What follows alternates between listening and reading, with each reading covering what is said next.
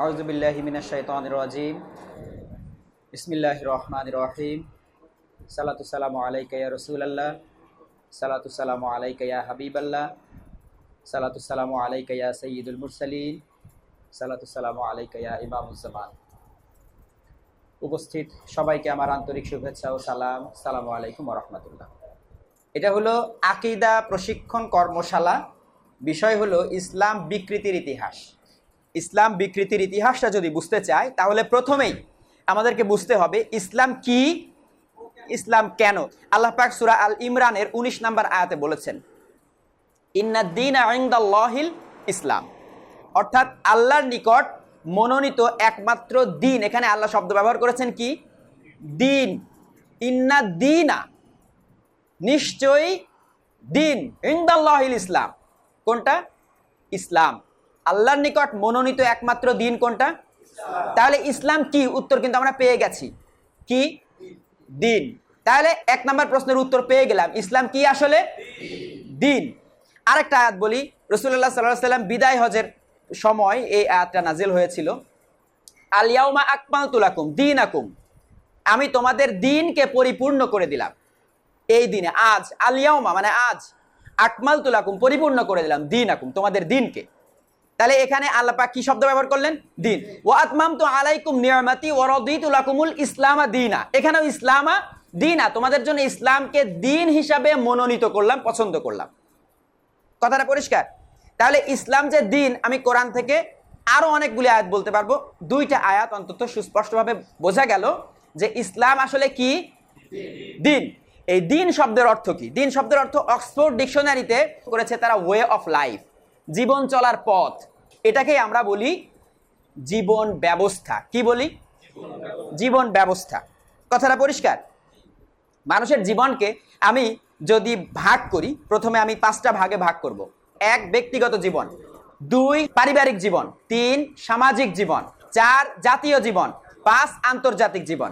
ব্যক্তিগত জীবনে আমরা ইসলামের যে সমস্ত হুকুম আহকাম আছে সেইগুলি আমরা মেনে চলবো। তাহলে ব্যক্তিগত জীবনে আমি ইসলাম মানলাম, এখনো দিন কমপ্লিট হলো না, তাই না? এবার পারিবারিক জীবন, একটা পরিবারে কার আনুগত্য করবে কে, উপার্জন করবে কে, বাড়ির কাজকর্ম করবে কে, এই যে পারিবারিক জীবন, বিয়ের সিস্টেমটা কি হবে, এই সমস্ত পারিবারিক রীতিনীতি, পারিবারিক আচার আচরণ, পরিবার চালানোর ক্ষেত্রে আমরা বিধিবিধান মেনে নেব ইসলামেরটা। তাহলে এটা হলো আর একটা জীবনের আর একটা পার্টে আমরা ইসলামকে নিলাম, নাকি? এরপরে হলো সামাজিক জীবন। কথাটা বুঝছেন? সামাজিক জীবন, সমাজ চলবে কিভাবে, এটা। এরপরে হলো জাতীয় জীবন, মানে আমাদের সমগ্র রাষ্ট্র। এরপরে হলো আন্তর্জাতিক জীবন। তাহলে এই যে আন্তর্জাতিক জীবন, এই যে জাতীয় জীবন, এই সমস্ত ক্ষেত্র আসলেই চলে আসে আমাদের অর্থনীতি, হ্যাঁ, তারপরে প্রশাসনিক ব্যবস্থা, আমলাতন্ত্র, ঠিক আছে? এই যে সার্বিক ব্যবস্থা, এই যে ব্যক্তিগত জীবন থেকে শুরু করে আন্তর্জাতিক জীবন পর্যন্ত, এই সামগ্রিক টোটাল লাইফের যে সিস্টেম, আমি কোনটা করব আর কোনটা করব না, ওয়ে অফ লাইফ, জীবন চলার পথে কোনটা করব আর কোনটা করব না, এইটা যদি আমি আল্লাহর হুকুমগুলি মেনে চলি, তাহলে যেই ব্যবস্থাটা দাঁড়ালো, এই ব্যবস্থাটার নাম হলো কি? ইসলাম। এজন্যই দ্বীনের ভিত্তি, ইসলামের ভিত্তি হলো লা ইলাহা ইল্লাল্লাহ। কারণ আমি প্রথমেই সিদ্ধান্ত নিব যে আমি আমার জীবনের ওই ব্যক্তিগত জীবন থেকে আন্তর্জাতিক জীবন পর্যন্ত সমস্ত ক্ষেত্রে মানব সেটাই যেটা আল্লাহ বলেছেন। দ্বিতীয় প্রশ্ন হলো ইসলাম কেন? ইসলাম নামকরণের সার্থকতা যদি বিচার করতে যায়, নামের মধ্যেই ইসলাম কি সেটার কিছুটা আপনি পেয়ে যাবেন। নাম কি? ইসলাম। ইসলাম শব্দটা এসেছে সালাম থেকে। সালাম অর্থ কি? শান্তি। আমরা বলি সালামু আলাইকুম, আপনার উপর শান্তি বর্ষিত হোক, বলি না? ওয়া রাহমাতুল্লাহ, এবং রহমত বর্ষিত হোক। তাহলে এই যে আমরা সালাম শব্দটা ব্যবহার করি, সালাম শব্দের অর্থ কি? শান্তি। তাহলে এই যে সালাম শব্দের অর্থ শান্তি, এর মধ্যেই ইসলাম কেন, এই উত্তরটা আমরা পেয়ে যাচ্ছি। ইসলাম হলো শান্তির জন্য। ওই যে ব্যক্তিগত জীবন, পারিবারিক জীবন, সামাজিক জীবন, রাষ্ট্রীয় জীবন অর্থাৎ জাতীয় জীবন, আন্তর্জাতিক জীবন, জীবনের সকল অঙ্গনে আমরা শান্তি চাই নাকি চাই না? যদি চাই তাহলে সকল অঙ্গনেই আল্লাহর হুকুম প্রতিষ্ঠা করতে হবে, ইসলামের হুকুম আহকাম প্রতিষ্ঠা করতে হবে। যেই জীবন ব্যবস্থা কায়েম করলে শান্তি প্রতিষ্ঠিত হবে, সেই জীবন ব্যবস্থাটার নাম, সেই দিনের নাম হলো ইসলাম। এবার আমরা পরবর্তী টপিকে যাব, নবী রসুল কেন এসেছেন। নবী রসুল কেন এসেছেন বলতে একেবারে আদম আলাইহিস সালাম থেকে শুরু করে সর্বশেষ নবী হযরত মুহাম্মদ সাল্লাল্লাহু আলাইহি ওয়াসাল্লাম পর্যন্ত সমস্ত নবী রসুলের আগমনের উদ্দেশ্য আসলে একই, শুধু ব্যাপ্তির পার্থক্য আছে। কেউ একটা পরিবারের জন্যে, কেউ একটা সমাজের জন্যে, কেউ একটু বড় এরিয়ার জন্যে, কেউ বা সমগ্র বিশ্বের জন্যে। কথাটা বুঝছেন? আমাদের সর্বশেষ নবী হযরত মুহাম্মদ সাল্লাল্লাহু আলাইহি সাল্লাম সমগ্র পৃথিবীর সমগ্র মানব জাতির জন্য, কিন্তু উদ্দেশ্য একই। সেই উদ্দেশ্যটা কি? হুয়াল্লাযী আরসালা রাসূলাহু বিল হুদা ওয়া দীনিল হক লিইয়ুযহিরাহু আলা দ্বীনি কুল্লিহি ওয়ালাউ কারিহাল মুশরিকুন ওয়া কাফা বিল্লাহি শাহীদা। এই আয়াতের মাধ্যমে আল্লাহ পাক বলে দিচ্ছেন যে তিনি তার আপন রসুলকে প্রেরণ করেছেন বিল হুদা ওয়া দীনিল হক, হেদায়া এবং সত্য দিন দিয়ে, নাকি? তাহলে বোঝা গেল নবী রসুলদের আগমনের একটা উদ্দেশ্য হলো আল্লাহ উনাদের মাধ্যমে মানব জাতিকে হেদায়া দেন আর সত্য দিন দেন। তাহলে নবী রসুলদের আগমনের একটা উদ্দেশ্য হলো আল্লাহর পক্ষ থেকে হেদায়া এবং সত্য দিন, এই দুইটা জিনিস নিয়ে আসা। এবার 2 নাম্বার দায়িত্ব হলো লিইয়ুযহিরাহু আলা দ্বীনি, এই দিনটাকে প্রতিষ্ঠা করা। লিইয়ুযহিরা মানে প্রতিষ্ঠা করা। এবার আসি, নবুয়তের পরিসমাপ্তি কেন হলো? আর কি হেদায়ার প্রয়োজন নাই? আর কি সত্য দিনের প্রয়োজন নাই? আর কি দিন প্রতিষ্ঠার প্রয়োজন নাই? তাহলে আল্লাহ পাক নবুয়তের পরিসমাপ্তি কেন ঘটালেন?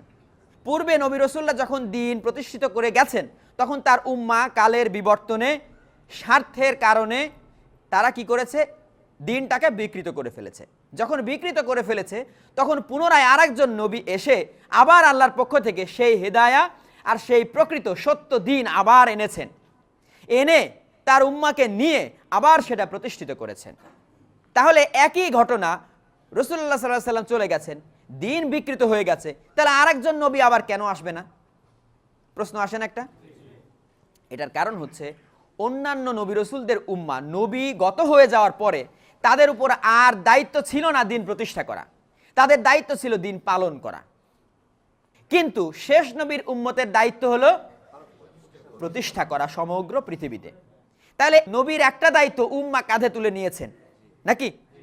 তাহলে নবী আসার আর দরকার আছে? আচ্ছা, 2 নাম্বার, যদি হেদায়া এবং সত্য দিন না থাকে তাহলে আবার আনার প্রয়োজন। কিন্তু সত্য দিনটা হলো কোরআন। সত্য দিন কি? এটা অবিকৃত রাখার দায়িত্ব কে নিয়েছেন? আল্লাহ নিয়েছেন। তাহলে শুধু একজন ব্যক্তিকে আল্লাহ যদি বুঝিয়ে দেন আকীদাটা, তাহলে আর নবী আসার প্রয়োজনীয়তা থাকে না।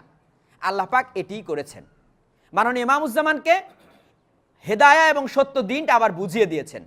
নতুন করে আর দিন পাঠানোর প্রয়োজন নাই, এই কারণে আর নবীও আসবে না। এবং মাননীয় ইমামুজ্জামান এই কারণে নবী নন, রসুল নন, এই কারণে আর নবী রসুলের আসার প্রয়োজনীয়তা নেই। পরিসমাপ্তি এই কারণে ঘটেছে। উম্মতে মুহাম্মাদি গঠন করা হলো কেন? ওই যে রাসূলুল্লাহ এসেছেন সমগ্র পৃথিবীতে আল্লাহর সত্য দিন প্রতিষ্ঠা করার জন্য, আর নবী আসবে না, আর রসুল আসবেন না, তাহলে ওই কাজটা কে করবে? একটা উম্মাহ লাগবে। ব্যাস, এই উম্মাহটা গঠন করলেন সমগ্র পৃথিবীতে আল্লাহর সত্য দিন কায়েম করার জন্য, প্রতিষ্ঠা করার জন্য। রাসূলুল্লাহ সাল্লাল্লাহু আলাইহি সাল্লাম যেই সমাজে এসেছিলেন, সেই সমাজকে আমরা বলি কি? আয়ামে জাহেলিয়াত। মানে কি? অন্ধকার। কেন? সূর্য উঠতো না, বাতি জ্বলতো না, তাহলে অন্ধকার যুগ কেন? আসলে মিথ্যা একটা অন্ধকার, চুরি এটা কি? একটা জাহেলিয়াত, সুদ একটা জাহেলিয়াত, ব্যভিচার একটা জাহেলিয়াত, মানুষের উপরে অত্যাচার নির্যাতন করা এটা কি? একটা জাহেলিয়াত। অশ্লীলতা এটা কি? মদ একটা, শিরক একটা। তাহলে কোন সমাজে যদি এইগুলি থাকে, তাহলে সেই সমাজটাকে কি বলা যায়? জাহেলিয়াতে আচ্ছন্ন একটা সমাজ। কথাটা পরিষ্কার বোঝা গেল? ওই সমাজে এইগুলি ছিল, চুরি ছিল, ডাকাতি ছিল, রাহাজানি ছিল, ব্যভিচার ছিল, অশ্লীলতা ছিল, নোংরামি ছিল। জাহেলিয়াত বলতে নেগেটিভ যা কিছু আমরা দেখি, এই সবগুলি কি? জাহেলিয়াত। এই জাহেলিয়াতে পূর্ণ ছিল ওই সমাজ, এজন্য ওই সমাজকে কি বলা হয়? আয়ামে জাহেলিয়াত, জাহেলিয়াতের যুগ। ওই সমাজের ছিল শুধু জাহেলিয়াত। রাসূলুল্লাহ এসে কি করলেন? অন্ধকার দূর করতে কি লাগে? আলো লাগে। উনি হেদায়াতের আলো জ্বালালেন। বলেন তো, সূর্য উঠলে রাত কি থাকতে পারে? যেখানে আলো আছে সেখানে কি অন্ধকার থাকতে পারে? একই সাথে একই জায়গাতে আলো এবং অন্ধকার বিরাজ করা অসম্ভব। তাহলে আলো আছে মানে অন্ধকার, অন্ধকার আছে মানে আলো নেই। তাহলে আমাদের সমাজে বলেন তো, আমি যে জাহেলিয়াতগুলির কথা বললাম, চুরি, ডাকাতি, হত্যা, রাহাজানি, যুদ্ধ বিগ্রহ, অনৈক্য, অশ্লীলতা, বেহায়াপনা, ব্যভিচার, এগুলি আছে নাকি নাই? তার মানে কি আছে? তার মানে একটা জিনিস নাই, কি সেটা? হেদায়া নাই। আলো আছে মানে অন্ধকার নাই, অন্ধকার আছে মানে। এবার দেখেন এটার প্র্যাকটিক্যাল রাসূলুল্লাহ কি করলেন। রাসূলুল্লাহ ওই সমাজ নিয়ে চিন্তা করতেন, কঠিন চিন্তা, চিন্তা করতে করতে একেবারে বিমর্ষ হয়ে যেতেন। এই চিন্তা করতে করতে ওই যে বলে না, হেরা পর্বতের গুহায় উনি ধ্যানমগ্ন, 3 বছর উনি ধ্যান করেছেন। আসলে কি করতেন? চিন্তা করতেন, আল্লাহর কাছে চাইতেন সমাধান কি। কথাটা পরিষ্কার? উনি বুঝতে পারছেন এগুলি মিথ্যা, তাহলে সত্যটা কি? এই সত্য খোঁজার জন্য উনি চিন্তা করেছেন। কথাটা বুঝছেন? আল্লাহ পাক ওনাকে সত্য দিলেন। আল্লাহ পাক বোঝালেন যে মানুষদেরকে যদি এখন এই অন্ধকার থেকে তুমি আলোর পথে আনতে চাও, তাহলে আগে একটা চুক্তি করো তাদেরকে নিয়ে, একটা কন্ট্রাক্টের মধ্যে তাদেরকে আনো, একটা শপথ বাক্য পাঠ করাও যে তারা আমার হুকুম মানবে কিনা। যদি মানে তাহলে আর এই জাহেলিয়াতগুলি থাকবে না, আর না মানলে তাহলে তো আমার কিছু করার নাই, কারণ তাদের স্বাধীন ইচ্ছা শক্তি আমি দিয়ে দিছি। কথাটা বুঝছেন কিনা? আল্লাহ মানুষকে স্বাধীন ইচ্ছা শক্তি দিয়ে দিয়েছেন। এখন সেই স্বাধীন ইচ্ছা শক্তিকে সে যদি আল্লাহর কাছে সমর্পণ করে, আল্লাহ আমার তুমি স্বাধীন ইচ্ছা শক্তি দিয়েছো, কিন্তু তুমি যা বলবা আমি তার বাইরে যাব না। অন্য কারো হুকুম তোমার হুকুমের সাথে কন্ট্রাডিকশন হলে সেটা বাদ দিয়ে দিব। কথাটা পরিষ্কার? এই সিদ্ধান্ত যদি তারা নেয় তাহলে আমি তাদের জন্য হুকুম দিতে পারি। ব্যাস, এইবার রাসূলুল্লাহ এসে সবাইকে ডেকে এই কথাটাই বললেন, ইয়া আইয়ুহান নাস কুল লা ইলাহা ইল্লাল্লাহ তুফলিহুন। তোমরা এটা বলো যে আমরা আল্লাহর হুকুম ছাড়া কারো হুকুম মানি না। তোমরা যে সমস্ত হুকুম মানছো, যেভাবে সমাজ পরিচালনা করছে, এগুলি জাহিলিয়াত, এগুলি অন্যায়, এগুলি মিথ্যা, এগুলি ছাড়ো, ছেড়ে দিয়ে আল্লাহরটা মানো। যদি এই কথার উপর আসো তাহলে তোমরা সফল কাম হবে, আর ফাদাখালাল জান্নাত, আখিরাতে তোমরা জান্নাত পাবে। 13 বছর ধরে শুধু এই সত্যের বালাকটা দিয়ে গেলেন। বুনিয়াল ইসলামু আলা খামসিন, ইসলামের বুনিয়াদ হলো কয়টা? 5টা। প্রথমটা কি? তারপরেরটা কি? এই যে সালা, সালা কবে এসেছে? রাসূলুল্লাহর নবুয়তের 11তম বছরে তিনি মেরাজে গেলেন। তার আগেও সালা ছিল, কিন্তু কিভাবে ছিল জানেন? তখন সালা করতেন ওই, মনে করেন যে এক সপ্তাহে একদিন আসহাবরা একসাথে হয়েছে, ব্যাস ওই পাহাড়ের অন্তরালে গিয়ে একটা জায়গাতে সালা করে নিলেন, এরকম। কিন্তু 5 ওয়াক্ত সালা এসেছে কবে? মেরাজে, অর্থাৎ রাসূলুল্লাহর নবুয়তের 11তম বছরে গিয়ে। এই যে সওম, সওম কবে এসেছে? সওম এসেছে নবুয়তের 15তম বছরে, হিজরতের 2য় বছরে। কথাটা বুঝছেন? এরপরে এই যে ঈদ বলেন, এই যে জুমা বলেন, সমস্ত কিছু ইসলামের যত হুকুম আহকাম এখন পালন করেন, সমস্ত কিছু এসেছে হিজরতের পরে। হজ তো এসেছে একেবারে রাসূলুল্লাহর লাইফের একেবারে শেষের দিকে এসে। রাসূলুল্লাহ লাইফে একটাই হজ করেছেন, যেটা বিদায় হজ। তাহলে এইগুলি সব আসলো অনেক পরে। তাহলে প্রথম 13 বছর শুধু নিরন্তর রাসূলুল্লাহ এই একটা কথার দিকে মানুষকে আহ্বান করেছেন, সেটা কি? তাওহীদ, লা ইলাহা ইল্লাল্লাহ। এখন এই তাওহীদের ডাকে সাড়া দিয়ে যারা আসলো তাদেরকে নিয়ে তিনি হিজরত করলেন, চলে গেলেন মদিনায়। দিন প্রতিষ্ঠিত হলো। এইবার শুরু হলো কেতাল। কয় বছর? 10 বছর। 10টা বছরে কি করে রাসূলুল্লাহ সাল্লাল্লাহু আলাইহি ওয়াসাল্লাম, উনার তো শুধু একটা কাজ না, এমন যদি হতো শুধু যুদ্ধ, আপনার আলেকজান্ডার দ্য গ্রেট বিরাট বিজয় করেছে, কিন্তু তার কাজ কি ছিল? একটা যুদ্ধ, সাম্রাজ্য প্রতিষ্ঠা করেছে, ব্যাস উনি চলে গেছে, তারপরে সাম্রাজ্য শেষ। কিন্তু রাসূলুল্লাহ সাল্লাল্লাহু আলাইহি ওয়াসাল্লাম তো শুধু যুদ্ধ না, একটা সভ্যতা উপহার দিয়ে গেছেন। মানে কেমন কর্মব্যস্ত জীবন আপনাদেরকে বলে বোঝানো যাবে না। এর মধ্যে তিনি 10 বছরে, আমাদের বাংলাদেশ বলেন তো আয়তন কত? 1,47,570 বর্গ কিলোমিটার। আর রাসূলুল্লাহ মাত্র 10 বছরে যেই ভূখণ্ডে দিন প্রতিষ্ঠা করেছেন তার আয়তন হলো 32 লক্ষ বর্গ কিলোমিটার। জাজিরাতুল আরব, বর্তমানে সৌদি আরব, ইয়েমেন, ওমান, কুয়েত, কাতার, বাহরাইন, ইউনাইটেড আরব আমিরাত, বর্তমানে 7টা দেশ একত্রিত করলে যে অঞ্চলটা, এটাকে বলা হয় জাজিরাতুল আরব। এই বিরাট অঞ্চলে মাত্র 10 বছরের মধ্যে দিন প্রতিষ্ঠা করেছেন। কিসের মাধ্যমে? জিহাদ এবং কেতালের মাধ্যমে। বলেন, একটা মানুষ যদি 10 বছরে ছোট বড় 77টা যুদ্ধ করে, তাহলে তার কমপ্লিমেন্ট, তার উপাধি যোদ্ধা ছাড়া আর কি দেয়া যায়? এই জন্যেই রাসূলুল্লাহ সাল্লাল্লাহু আলাইহি ওয়াসাল্লাম যোদ্ধা নবী। ওনার লাইফটা আপনি যদি দেখেন, শুধু যে মাত্র 10 বছরে ৭৭টা ছোট বড় যুদ্ধ করলেন। তাবুক অভিযানে রাসূলুল্লাহ সাল্লাল্লাহু আলাইহি ওয়াসাল্লাম যখন আহ্বান করলেন, কত হাজার সৈন্যের বাহিনী গঠন করলেন? ৩০,০০০ সৈন্যের বাহিনী।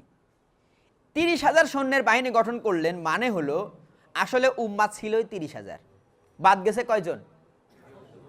৭০ থেকে ৮০ জন। তাহলে উম্মাহ কত ছিল?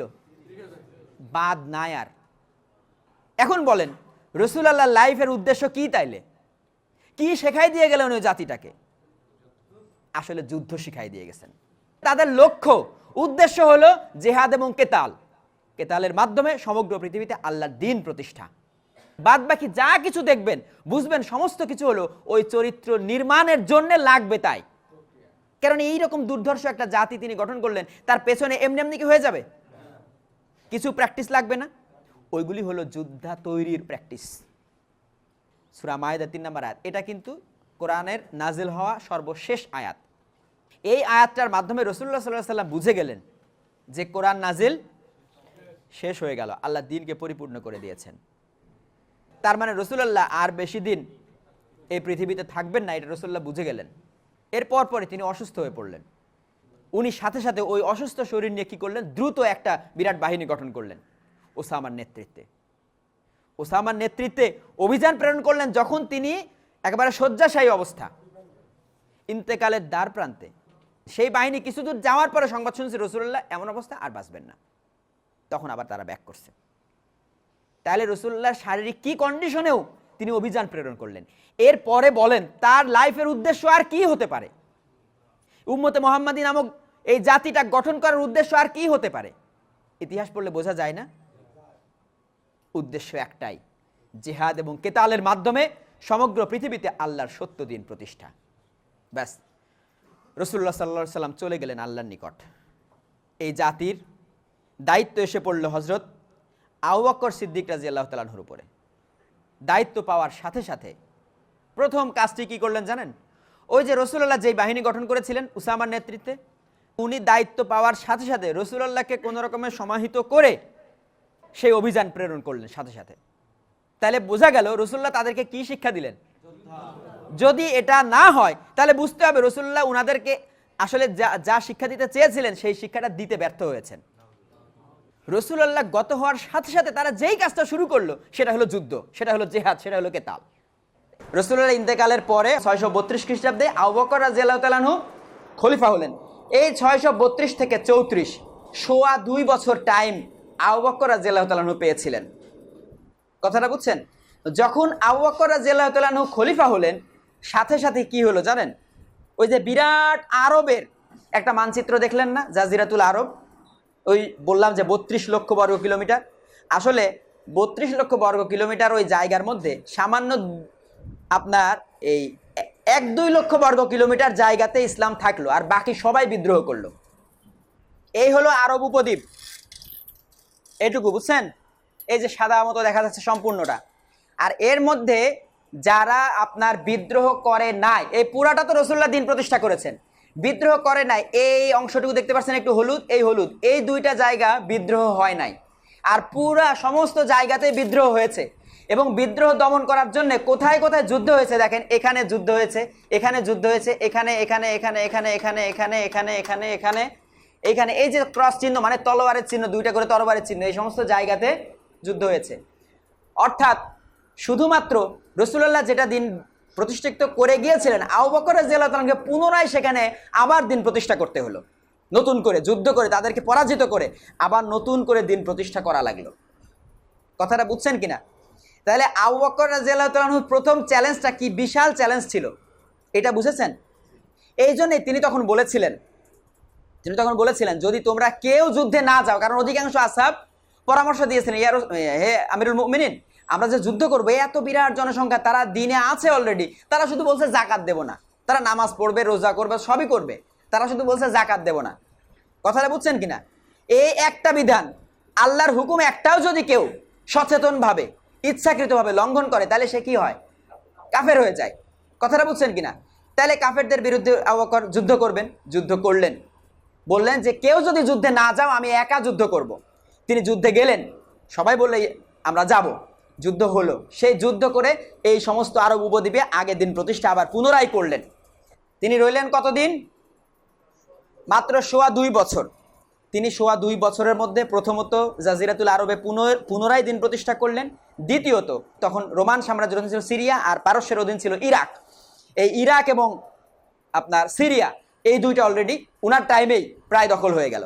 অর্থাৎ অ্যাট এ টাইম রোমান পারস্য উভয়ের বিরুদ্ধে উনি যুদ্ধে পাঠাই দিলেন, অভিযান পাঠাই দিলেন, এবং অভিযান সফল হলো।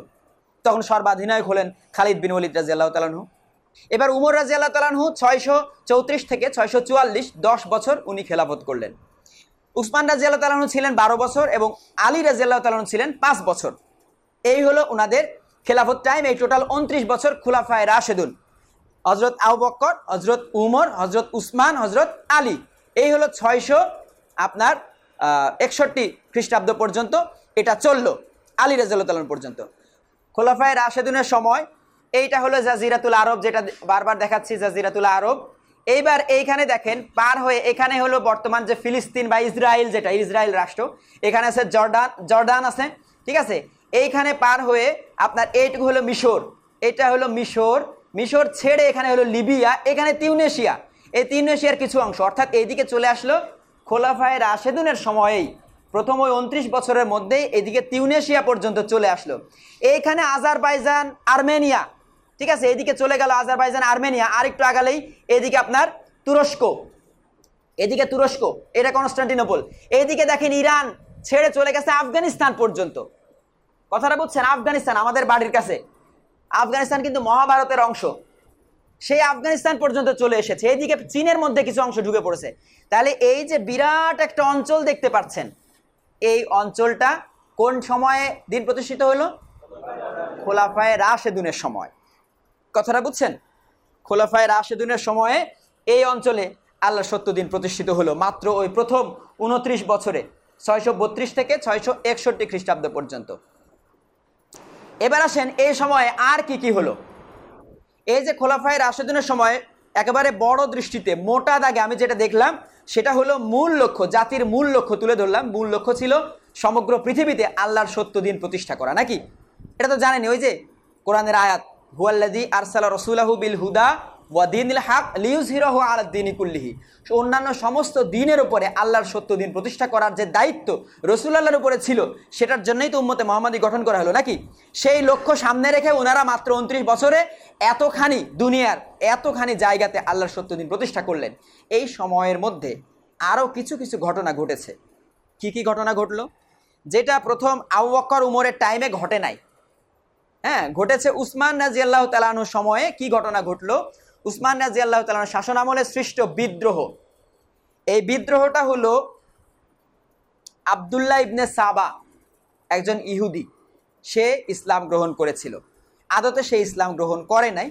সে কি করত? প্রত্যন্ত ওই মিশর, ঠিক আছে, ওই লিবিয়া, হ্যাঁ, প্রত্যন্ত অঞ্চলে সাধারণ মানুষের মধ্যে আপনার ওই অঞ্চলের শাসকের বিরুদ্ধে বিভিন্ন ধরনের করত, শাসকের ভুল ত্রুটি মানুষের মধ্যে প্রচার করত, করে ওই শাসকের বিরুদ্ধে মানুষকে বিষিয়ে তুলে এবার ওখানে বিদ্রোহ তৈরি করত। এবার কেন্দ্রে আবার এক লোক পাঠাতো উসমানের কাছে, যে অমুক জায়গাতে এটা চলতেছে, বিদ্রোহ হচ্ছে, ওইখানকার শাসনকর্তা পাল্টানো দরকার। কথাটা বুঝছেন? এই বিদ্রোহকে কেন্দ্র করেই কিন্তু বিদ্রোহীর দ্বারা উসমান রাদিয়াল্লাহু তাআলা হত্যা। যখন উসমান রাদিয়াল্লাহু তাআলাকে হত্যা করা হলো, তখন একদিকে আপনার ওই যে দেখালাম সিরিয়া, ওই সিরিয়ার গভর্নর ছিলেন তখন মুয়াবিয়া রাদিয়াল্লাহু তাআলা, আর এইদিকে আলী রাদিয়াল্লাহু তাআলা তখন এই মক্কা মদিনাতে আছে। যারা বিদ্রোহ করেছে তারা কি করছে? আলী রাদিয়াল্লাহু তাআলাকে খলিফা মেনে নিয়েছে, খলিফা বানাই দিয়েছে। যখন খলিফা বানাই দিয়েছে, এইদিকে আপনার আম্মা আয়েশা রাদিয়াল্লাহু তাআলা ছিলেন মক্কাতে, ঠিক আছে। এই মক্কাতে আম্মা আয়েশা রাদিয়াল্লাহু তাআলা, তালহা, জুবায়ের, এনারা ছিলেন এই মক্কাতে। এনারা তিনজন একটা বাহিনী নিয়ে এবার এনারা দাবি তুললেন যে উসমান হত্যার বিচার করতে হবে। কথাটা বুঝছেন? ওইদিকে আপনার দাবি তুলছে, ওই মুয়াবিয়া রাদিয়াল্লাহু তাআলা আনহু, উনারা দাবি তুলছেন উসমান হত্যার বিচার করতে হবে। কিন্তু আলী রাদিয়াল্লাহু তাআলা আনহু যখন খলিফা, যেহেতু উনার কাঁধে বিরাট একটা দায়িত্ব, আগে খেলাফতটাকে শক্ত করতে হবে না? আগে মুসলিম উম্মার ঐক্য রক্ষা করতে হবে না? উনার মাথার উপর তো উনার আকীদাটা কিন্তু একেবারে স্বচ্ছ আকীদা। রাসূলুল্লাহর সাথে থেকে যিনি সর্বক্ষণ দিন শিখেছেন, এই জন্য উনার চিন্তা হলো বিচার আসার পরে আগে জাতি রক্ষা, ওটা তো ব্যক্তির বিষয়, আগে জাতি রক্ষা। এই জন্য উনি চিন্তা করলেন বিচার পরে আগে জাতিকে ঐক্যবদ্ধ করা, সমস্ত এলাকাতে আগে খেলাফতের ঘোষণা, সবাইকে আগে বায়াত নেওয়ানো, এই কাজ করার জন্য উনি চেষ্টা করতে লাগলেন। এই সময়ে আপনার ওই যে আম্মা আয়েশা, তালহা, জুবায়ের, ওদের যে বাহিনী ছিল 10,000 সৈন্যের একটা বাহিনী, আর আপনার 30,000 সৈন্যের একটা বাহিনী, ওই আলী রাদিয়াল্লাহু তাআলা এদের মধ্যে একটা যুদ্ধ হলো, যে যুদ্ধকে বলা হয় উষ্ট্রের যুদ্ধ। এক পক্ষে আম্মা আয়েশা রাদিয়াল্লাহু তাআলা নেতৃত্ব দিলেন, অন্য পক্ষে আপনার আলী রাদিয়াল্লাহু তাআলা নেতৃত্ব দিলেন। যুদ্ধে মর্মান্তিক ঘটনা ঘটলো, মুসলমানরা 10,000 মুসলিম তারা উভয় পক্ষে মারা গেল, এই ঘটনা ঘটলো। এটাকে আমি বলবো কি, খুলাফায়ে রাশেদুনের সময়ে সৃষ্ট রাজনৈতিক সংকট। এটা কিন্তু দিন বিকৃতি নয়, বুঝতে হবে। একটা হলো দিন বিকৃতি, আর আরেকটা কি রাজনৈতিক সংকট। এটাকে আমি বলছি কি রাজনৈতিক সংকট। অর্থাৎ এই সংকট থেকে পরিত্রাণ মানে পাওয়া সম্ভব, জাতিকে আবার ঐক্যবদ্ধ করা সম্ভব। জাতির টোটাল জাতির লক্ষ্য কিন্তু ভুলে যায় নাই, কথাটা বুঝছেন। কিন্তু একটা দুঃখজনক ঘটনা ঘটেছে, এটাকে আমরা বলছি কি রাজনৈতিক সংকট। উষ্ট্রের যুদ্ধ, এরপরে সিফফিনের যুদ্ধ, এটাও হলো আলী রাদিয়াল্লাহু তাআলা আনহুর সাথে মুয়াবিয়া রাদিয়াল্লাহু তাআলা আনহুর বাহিনীর একটা যুদ্ধ হয়। এই যুদ্ধেও সাংঘাতিক রকম একটা মর্মান্তিক যুদ্ধ। এই যুদ্ধে আপনার উভয় পক্ষ মিলায় 30,000-এর মতন সৈন্য নিহত হয়। তো এই যে ঘটনা দুইটা ইসলামের ইতিহাসের খুবই মর্মান্তিক দুইটা ঘটনা খুলাফায়ে রাশেদুনের সময়, এগুলি হলো কি সংকট বললাম? রাজনৈতিক সংকট। এরপরে কি হলো দেখেন, এই টাইমে এই টাইমে হলো এই যে অঞ্চলে পুরা সবুজ অঞ্চলটা দেখতে পাচ্ছেন, এই অঞ্চলটা ছিল আলী রাদিয়াল্লাহু তাআলা আনহুর খেলাফত মেনে নিয়েছিল। এই মুসলিম উম্মার এই অংশটা আলী রাদিয়াল্লাহু তাআলা আনহুকে খলিফা মেনে নিয়েছে। কিন্তু এই যে লাল যে অংশটা দেখতে পাচ্ছেন, এই অংশটা হলো মেনে নিয়েছে মুয়াবিয়া রাদিয়াল্লাহু তাআলা আনহুকে খলিফা হিসাবে মেনেছে। আর এই যে অংশ নীল অংশটা, মিশর সহ লিবিয়ার এই অংশটা, তিউনিসিয়ার কিছু অংশটা, এই অংশটা টোটালটা হলো আপনার এই আমর ইবনুল আস রাদিয়াল্লাহু তাআলা আনহুকে মেনে নিয়েছে, তার নেতৃত্ব মেনে নিয়ে পরবর্তীতে আমর ইবনুল আস আবার মুয়াবিয়ার সাথে হাত মেলায় একটা খলিফা মানে একটা খেলাফতের অধীনে আসে, আর এই পুরা অঞ্চলটা আলী রাদিয়াল্লাহু তাআলা আনহুর খেলাফত প্রতিষ্ঠিত হয়। কথাটা বুঝছেন? মানে অনৈক্য শুরু হয়েছে এখান থেকে, হ্যাঁ, অর্থাৎ রাজনৈতিক সংকট তৈরি হয়েছে। আচ্ছা, এবার আমরা শেষ করলাম খোলাফায়ে রাশেদুন, শুরু হলো এবার উমাইয়া খেলাফত। আব্বাসীয়, উমাইয়া, ফাতেমি, এগুলি বুঝেন তো? একটু বলি, না হলে বুঝবেন না, ধরতে আপনাদের কষ্ট হবে জানি। এখন যেমন দল আছে না, আওয়ামী লীগ, বিএনপি, তখনকার সমাজ ছিল গোত্রভিত্তিক, কথাটা বুঝছেন? তো উমাইয়া হলো একটা গোত্র। এই যে আবু সুফিয়ান ছিল উমাইয়া গোত্রের। আবু সুফিয়ানের ছেলেই কিন্তু মুয়াবিয়া রাদিয়াল্লাহু তাআলা আনহু, উনিও কি উমাইয়া গোত্রের। উসমান রাদিয়াল্লাহু তাআলা উনিও কিন্তু উমাইয়া বংশের। অর্থাৎ আরবের যে সমস্ত বড় বড় কিছু বংশ ছিল তার মধ্যে একটা হলো উমাইয়া বংশ, ঠিক আছে? তো এই উমাইয়া বংশের লোকজন এই খোলাফায়ে রাশেদুনের পরে যখন মুয়াবিয়া রাদিয়াল্লাহু তাআলা ক্ষমতায় আসে, উনি উমাইয়া, উনার ছেলে যখন আসে উনি উমাইয়া, এই শুরু হয়ে গেছে উমাইয়াদের শাসন। এরপরে উমাইয়াদের বাইরে আর শাসন যায় না, তারাই ক্ষমতায় বসে, তারাই প্রশাসনিক বিভিন্ন জায়গাতে উমাইয়াদেরকে বসায়, নিয়ে উমাইয়া বংশের লোকজনকে বসায়। এ হলো উমাইয়া শাসন। আব্বাসীয় হলো রাসূলুল্লাহ সাল্লাল্লাহু আলাইহি সাল্লামের একজন চাচা, যার নাম ছিল আব্বাস রাদিয়াল্লাহু তাআলা। এই আব্বাসের বংশধরা যারা ছিল তাদেরকে বলা হয় আব্বাসীয়। যেহেতু আলী রাদিয়াল্লাহু তাআলার স্ত্রী মা ফাতেমা, এই মা ফাতেমার গর্ভে হাসান হুসাইনের বংশধারা যেটা, এটারে বলা হয় ফাতেমীয়। কথাটা বুঝছেন? এই হলো তিনটা বংশ। পরবর্তীতে এই বংশগুলি ক্ষমতায় এসেছে এবং ক্ষমতার দ্বন্দ্বে লিপ্ত হয়েছে। 661 খ্রিস্টাব্দ থেকে শুরু হলো উমাইয়া খেলাফত। মুয়াবিয়া রাদিয়াল্লাহু তাআলা 680 খ্রিস্টাব্দ পর্যন্ত উনি খেলাফত করেন। এই সময়েও কিন্তু ইসলাম চতুর্দিকে বহু দূর পর্যন্ত প্রসারিত হয়, তখনও কিন্তু জেহাদ কেতাল চলতে থাকে। কথাটা বুঝছেন? মুয়াবিয়া রাদিয়াল্লাহু তাআলা আনহুর খেলাফত কালে ইসলামের বহু দিক দিয়ে উন্নয়ন সাধিত হয়। কিন্তু মুয়াবিয়া রাদিয়াল্লাহু তাআলা আনহু একটা জিনিস করে গেছেন, সেটা হলো উনি মৃত্যুর আগে উনার সন্তানকে খলিফা বানায় যান, অর্থাৎ রাজতন্ত্রের সূচনা হয়। ক্ষমতায় আসে এজিদ কিন্তু বেশি দিন থাকতে পারে নাই, এজিদ মাত্র 2 বছর ক্ষমতায় ছিল। এজিদের পরে তার ছেলে মুয়াবিয়া, সে অসুস্থ ছিল, অল্প কয়েক মাস ক্ষমতায় থাকে, তারপরেই ক্ষমতায় আসে মারওয়ান। একেবারে পাকাপোক্তভাবে যে রাজতন্ত্রের উমাইয়া খেলাফতের হয় এই মারওয়ান থেকে। এবং এই সময়ে এসে দেখেন সালটা খেয়াল করেন, মারওয়ান যখন আসে তখন সালটা ছিল হলো 684 খ্রিস্টাব্দ। এই টাইমটাতে এসে শুরু হয় শাসকদের মধ্যে ভোগবিলাসিতা। এটা শুরু হয়েছে মোটামুটি মুয়াবিয়া রাদিয়াল্লাহু তাআলার সময় থেকে। এই টাইমটাতে এসে বংশগত যে ব্যাপারগুলি সমস্ত জায়গাতে শুধু উমাইয়াদেরকে বিভিন্ন জায়গাতে বসানো হয়, অর্থাৎ ইসলামের যে মূল নীতি সেগুলি তখন থেকে হইতে থাকে। কিন্তু তখনও জেহাদ কেতাল অব্যাহত আছে, তার মানে তখনও দিন প্রতিষ্ঠার সংগ্রাম অব্যাহত আছে। তখনও আমরা বলতে পারি না যে দিন বিকৃত হয়ে গেছে। আর একজন ভালো শাসক আসলেই কিন্তু কি ব্যাক করা সম্ভব, কারণ তখনও মানুষের মধ্যে দিনের আকীদাটা ঠিক আছে, কিন্তু শাসকরা পথভ্রষ্ট হয়েছে। মারওয়ানের পরে আব্দুল মালিক, আব্দুল মালিকের পরে আল ওয়ালিদ ইবনে আব্দুল মালিক। এই ওয়ালিদ ইবনে আব্দুল মালিকের টাইমে কিন্তু বহুদূর পর্যন্ত ইসলাম প্রসারিত হতে থাকে। এই ওয়ালিদ ইবনে আব্দুল মালিক 715 খ্রিস্টাব্দে উনি ইন্তেকাল করেন। তো এই টাইমের মধ্যেই আমাদের এই ভারতীয় উপমহাদেশে অর্থাৎ সিন্ধু প্রদেশে, বর্তমান পাকিস্তান, সিন্ধু প্রদেশে ইসলামের পতাকা উঠায় কে? মোহাম্মদ বিন কাসেম, এই ওয়ালিদ ইবনে আব্দুল মালিকের শাসনামলে। ঠিক এই একই শাসনামলে একই টাইম, একটা হলো আপনার 712 খ্রিস্টাব্দ, একটা হলো 710 খ্রিস্টাব্দ, মরক্কোর জিব্রাল্টার প্রণালী পার হয়ে স্পেনে পর্তুগালের ওই সাইডে যে ইসলাম প্রতিষ্ঠিত হয়েছে তারেক বিন জিয়াদ এবং মুসা ইবনে নুসাইর, ঠিক এই টাইমে ওয়ালিদ ইবনে আব্দুল মালিকের টাইম। অর্থাৎ তখনও ইসলামের পতাকা চতুর্দিকে কি পথ করে উঠছে, কিন্তু ইসলাম চতুর্দিকে ছড়িয়ে পড়ছে। কিন্তু এবার একটা ঘটনা বলি, মুসা ইবনে নুসাইর যখন স্পেন দখল করে নিল তখন ওয়ালিদ ইবনে আব্দুল মালিকের কাছে একটা পত্র প্রেরণ করলেন। বললেন যে খলিফা, আপনি যদি অনুমতি দেন তাহলে আমরা যদি এইখান থেকে অভিযান পরিচালনা করতে থাকি তাহলে খুব অল্প সময়ের মধ্যে পুরা ইউরোপ ইসলাম প্রতিষ্ঠিত হয়ে যাবে। কথাটা বুঝছেন? ইসলামের পতাকা তাহলে চলে আসবে পুরা ইউরোপ, কারণ আর বেশি দূর বাকি নাই। স্পেন শেষ করে ফ্রান্সের মধ্যেও ইসলাম ঢুকে পড়েছে তখন, তাহলে আর বেশি দূর কিন্তু বাকি নাই। একটু ঘোড়ার একটা দৌড় দিলেই পুরা ইউরোপ দখল হয়ে যায়। কিন্তু ওয়ালিদ ইবনে আব্দুল মালিক বললেন যে না, আপনার সাথে গুরুত্বপূর্ণ কাজ আছে, আপাতত অভিযান স্থগিত রাখেন, কেন্দ্রে চলে আসেন। গুরুত্বপূর্ণ কাজটা কি? সে বসে বসে পরিকল্পনা করতেছে তার ভাইকে খেলাফত না দিয়ে তার ছেলেকে খলিফা বানাবে।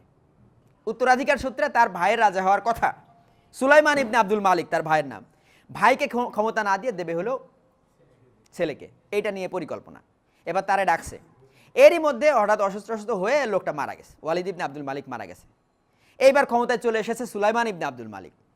যখন সুলাইমান ইবনে আব্দুল মালিক ক্ষমতায় এসেছে তখন আগের রাজার যে সমস্ত বিশ্বস্ত সেনাপতি ছিল তাদেরকে এখন হত্যা করতে হবে। মোহাম্মদ বিন কাসেমকে পত্র লিখেছে যে তুমি একটু কেন্দ্রে আসো। কথাটা বুঝছেন কিনা? এবার মুসা ইবনে নুসাইর অলরেডি কেন্দ্রে চলে আসছে। তখন মুসা ইবনে নুসাইরকে আটক করেছে আর মোহাম্মদ বিন কাসেমকে পত্র লিখেছে চলে আসো। এবার মোহাম্মদ বিন কাসেম জানে যে যেহেতু ওয়ালিদ ইবনে আব্দুল মালিক মারা গেছে, সুলাইমান যেহেতু ক্ষমতায় এসেছে, কাজেই নিশ্চয়ই আমার উপর একটা জীবনের একটা ঝুঁকি আসবে। কথাটা বুঝছেন? এবং তার অধীনস্থ সমস্ত আমিররাও জানে যে নিশ্চয়ই গেলে ওনার উপর একটা জীবনের ঝুঁকি আসবে, এটা জানে। এই জন্য সবাই মিলে ওনাকে বলেছেন যে আপনার যাওয়ার দরকার নাই। উনি বলেছেন যে না, আমি যদি না যাই তাহলে চেইন অফ কমান্ড ভঙ্গ হয়, এটা করা যাবে না। তখন মোহাম্মদ বিন কাসেম কেন্দ্রে এসেছে, ব্যাস তাকে হত্যা করা হয়েছে। এখন বলেন তাহলে যেই মানুষটা মুসলিম উম্মার একটা স্টার, একটা নক্ষত্র, মাত্র 17 বছরের একটা যুবক, সে এত বিরাট অভিযান চালালো, মানে সিন্ধু প্রদেশ কিন্তু তখন বিরাট শক্তিশালী একটা প্রদেশ, সেটা দখল করে নিল। তাহলে কেমন যোদ্ধা! এরা মানে স্টারকে কি করলো? সে মেরে ফেললো, হত্যা করলো। এখন বুঝছেন তাহলে খলিফার মাথায় কেমন পছন্দ ধরেছে? এই যে বিকৃতি এবার শুরু হয়েছে। এখন তাহলে যুদ্ধ হলে কি কেন হবে? দিন প্রতিষ্ঠার যুদ্ধ আর হবে না। যদি হয় তাহলে সাম্রাজ্য বিস্তারের যুদ্ধ হবে। কথাটা বুঝছেন কিনা? যদি দিন প্রতিষ্ঠার যুদ্ধ হতো তাহলে মোহাম্মদ বিন কাসেমকে দিয়ে দিন প্রতিষ্ঠা করার যুদ্ধে তাকে লিপ্ত করানো হতো। কথাটা বুঝছেন কিনা? তাকে ডেকে নিয়ে বলা হতো যে আমার ভাই কি করেছে সেটা নিয়ে আমি কোনো আলোচনা করব না, কিন্তু আমি চাই দিন প্রতিষ্ঠা অব্যাহত থাকুক, যাও তুমি সিন্ধু প্রদেশ জয় করেছো, আরো আগায় যাও, ভারত উপমহাদেশ জয় করে ফেলো, নাকি? কিন্তু উল্টা হলো। এই যে বিকৃতিটা শুরু হলো, এই বিকৃতি রোধ হওয়ার একটা ন্যূনতম সম্ভাবনা জাগিয়েছিল এই সুলাইমান ইবনে আব্দুল মালিকের পরের যে শাসক উমর ইবনে আব্দুল আজিজ। কিন্তু উনি টিকতে পারেন নাই, কারণ ততদিনে এই উমাইয়া যারা বিভিন্ন দায়িত্বে ছিল তারা তো ভোগবিলাসিতায় মত্ত। তাদের ভোগবিলাসিতায় যখন হাত দিল তখন তারা আর রাখলো না, হত্যা করা হলো। এরপরে যা ঘটনা, শুধু আব্বাসীয়দের ষড়যন্ত্র রুখতে গিয়ে উমাইয়াদের টাইম গেছে, আর দিন ছড়ায় নাই। তারপর থেকে আর কিন্তু দিন প্রতিষ্ঠার সংগ্রাম ওইভাবে রাষ্ট্রীয়ভাবে খেলাফতের আন্ডারে দিন প্রতিষ্ঠার সংগ্রাম ওইভাবে অব্যাহতভাবে যে চলবে, খুব বেশি আর চলে নাই। এই যে গাঢ় কালারটা দেখছেন, এটা হলো রাসূলুল্লাহর টাইম। এবার হালকা লালটা যেটা এই পর্যন্ত, এটা হলো খোলাফায়ে রাশেদুনের টাইম। এইবার দেখেন এইদিকে পাকিস্তান পর্যন্ত, ওই যে বললাম সিন্ধু, এই যে পাকিস্তান, এটা কিন্তু পাকিস্তান, এটা ভারত, এটা পাকিস্তান, ঠিক আছে? এটা হলো আফগানিস্তান, আফগানিস্তানের মধ্যে ঢুকেছে ওই খোলাফায়ে রাশেদুনের টাইম। আর উমাইয়াদের টাইমে ঢুকেছে এই পর্যন্ত, পাকিস্তান পর্যন্ত। আর এইদিকে দেখেন, এটা হলো স্পেন, এটা পর্তুগাল, এদিকে ফ্রান্স। কথাটা বুঝছেন? তাহলে এই উমাইয়াদের টাইমে কিন্তু এই যে এদিকে আটলান্টিকের তীর, মাননীয় ইমাম কথার মধ্যে বলেন না, সে আটলান্টিকের তীর, এই হলো আটলান্টিক মহাসমুদ্র, এটা হলো আটলান্টিকের তীর, এই হলো সে মরক্কো। মাঝে মধ্যে মাননীয় বলেন কাসাব্লাঙ্কা থেকে, এই কাসাব্লাঙ্কা হলো এই মরক্কোর একটা শহর, এটা হলো কাসাব্লাঙ্কা। এইখান থেকে শুরু করে এই দিক এত দূর পর্যন্ত তখন ইসলাম চলে এসেছে। তখনকার যে পৃথিবী ছিল সেখানকার হাফ অফ দ্য ওয়ার্ল্ড, অর্ধ পৃথিবী। আব্বাসীয় খেলাফত, আব্বাসীয় খেলাফত 750 থেকে 1258, কত বছর হয়? 508 বছর, 508 বছর। কিন্তু মানচিত্রে আমরা দেখছি এটা সেই পাকিস্তান, আর আগায় নাই। ওপরের দিকে খেয়াল করেন, এই যে তুরস্কের সমান সমান রোমানিয়া পর্যন্ত, আর কিন্তু আগায় নাই। এইদিকে দেখেন আর আগায় নাই। এদিকে খেয়াল করেন কমছে, এদিকে এই পর্যন্ত স্পেন পর্যন্ত ছিল না আগে উমাইয়াদের টাইম, কিন্তু কমছে। আসলে কমছে বলতে কি, এটা আব্বাসীয় খেলাফতের মানচিত্র বলে উমাইয়া শাসকরা এই অঞ্চলটা একটা খেলাফত করে, তখন খেলাফত ভাগ হয়ে গেছে। কথাটা বুঝছেন? অর্থাৎ এই 508 বছর ধরে দিন প্রতিষ্ঠিত আর হলো না কেন? তার মানে বোঝা গেল এই টাইমটাতে কি দিন প্রতিষ্ঠার সংগ্রাম ত্যাগ করা হয়েছে। জাতি এবার বসে পড়েছে, আর দিন প্রতিষ্ঠার সংগ্রামে বের হয় না। তাহলে কি করলো এই টাইমটা? নিশ্চয়ই একটা কিছু করেছে, নাকি? দেখেন, ক্ষমতা দখল ও ক্ষমতায় টিকে থাকার জন্য ভ্রাতৃঘাতী সংঘাত, উমাইয়া আর আব্বাসীয়দের মারামারি, কথাটা বুঝছেন? ফাতেমীয়দের সাথে আব্বাসীয়দের মারামারি, এইগুলি হয়েছে, মানে মুসলমানের দ্বন্দ্ব। তো উমাইয়াদের কাছ থেকে আব্বাসীয়রা যখন ক্ষমতাটা কেড়ে নেয়, তখনকার একটা ঘটনা, একটা মজলিসে আব্বাসে উমাইয়া উভয়, যেমন আওয়ামী লীগ বিএনপি এক মজলিসে খাওয়া দাওয়া করে না, ক্ষমতা থেকে চলে গেছে, কিন্তু খাওয়া দাওয়া তো চলতেই পারে, একসাথে চলে তো এই সমাজের মানুষ। তারা উমাইয়া আব্বাসী একই সাথে খাওয়া দাওয়া করতেছে, করতে করতে একজন কি করছে, তখন আবার কবিতার প্রচলন ছিল। এখন যেমন ওয়াজ করে উত্তেজিত করে, তখন কবিতা পাঠ করে উত্তেজিত করতো। একজন ওর মধ্যে কবিতা পাঠ করছে, গরম মাত্র আব্বাসীয়রা ক্ষমতা এসেছে এরকম টাইম, একজন কবিতা পাঠ করে আব্বাসীয়দেরকে চেতাই দিয়েছে উমাইয়াদের বিরুদ্ধে। আগে উমাইয়ারা যা যা অপকর্ম করেছে সেগুলি বলে টলে মিথ্যা সত্য দিয়ে চেতাই দিয়েছে। এই ঘটনার বিবরণ ইতিহাসে এভাবে এসেছে যে সেখানে 60-70 জন উমাইয়া ছিল, তাদেরকে মানে অর্ধেক মারা গেছে সাথে সাথে, আর অর্ধেকটা মারা যায় নাই, কিন্তু মৃত্যু যন্ত্রণায় ছটফট করছে। তাদেরকে এবার লাইন ধরে শোয়াইছে, শোয়ানোর পরে তার উপর দস্তরখান পেতেছে, পেতে তারপরে খাবার খাচ্ছে, আর নিচেই তারা মৃত্যু যন্ত্রণায় ছটফট করছে, আর তারা উপরে বসে খাবার খাচ্ছে।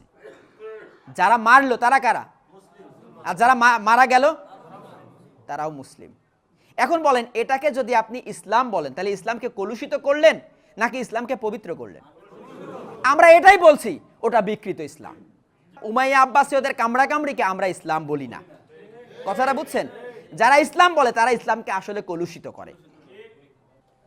এবার আব্বাসীয়রা কি করেছে, উমাইয়াদের সবার হত্যা করা হয়ে গেছে, এখন কি করবে? কবর থেকে খলিফাদের লাশ উঠাচ্ছে, একজন খলিফার লাশ উঠাইছে, উঠানোর পরে তারে এবার লাশ এবার ঝুলাইছে, ঝুলায় বেত দিয়ে আঘাত করছে, বেত্রাঘাত করছে লাশের উপরে।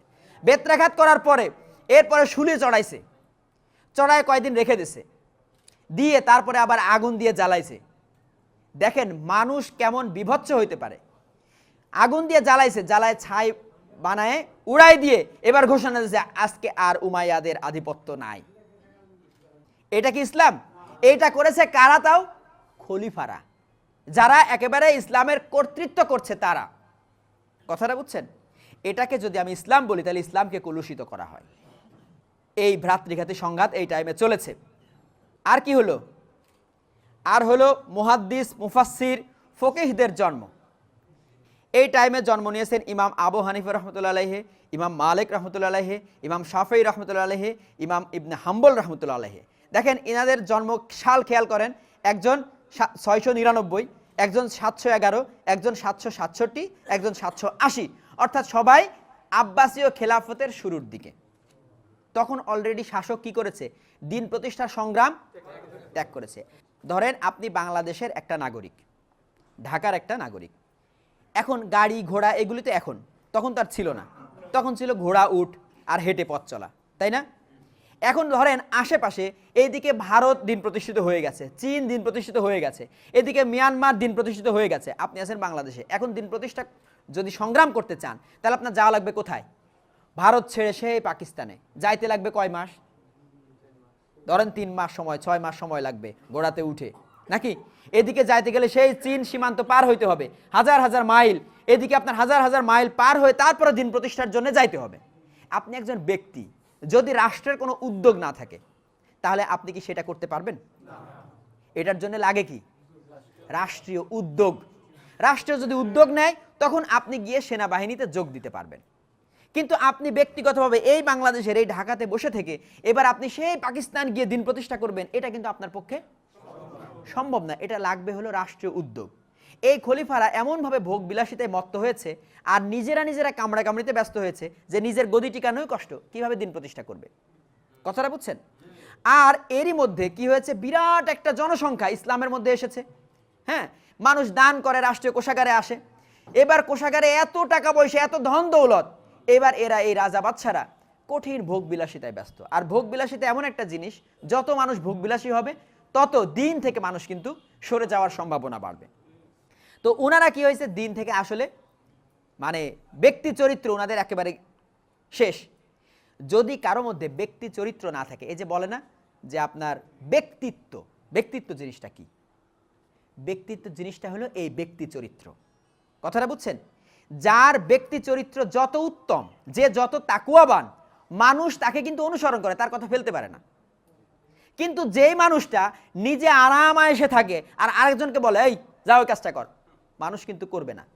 হয়তো আজকে ভয় করতেছে, কালকে আর করবে না। কথাটা বুঝছেন? শাসক যখন এইভাবে ভোগ বিলাসিতায় মত্ত, শাসক যখন মদ্যপান করে, শাসক যখন নারী নিয়ে থাকে, শাসক যখন ব্যক্তি চরিত্র একবারে পচে গেছে, তখন তার ব্যক্তিত্বও নাই, তাকে আর কেউ অনুসরণ করে না। তাহলে অনুসরণ করা লাগবে মানুষ, সাধারণ মানুষ তো কাউকে না কাউকে অনুসরণ করবে। এখন অনুসরণ করেছে কাদেরকে?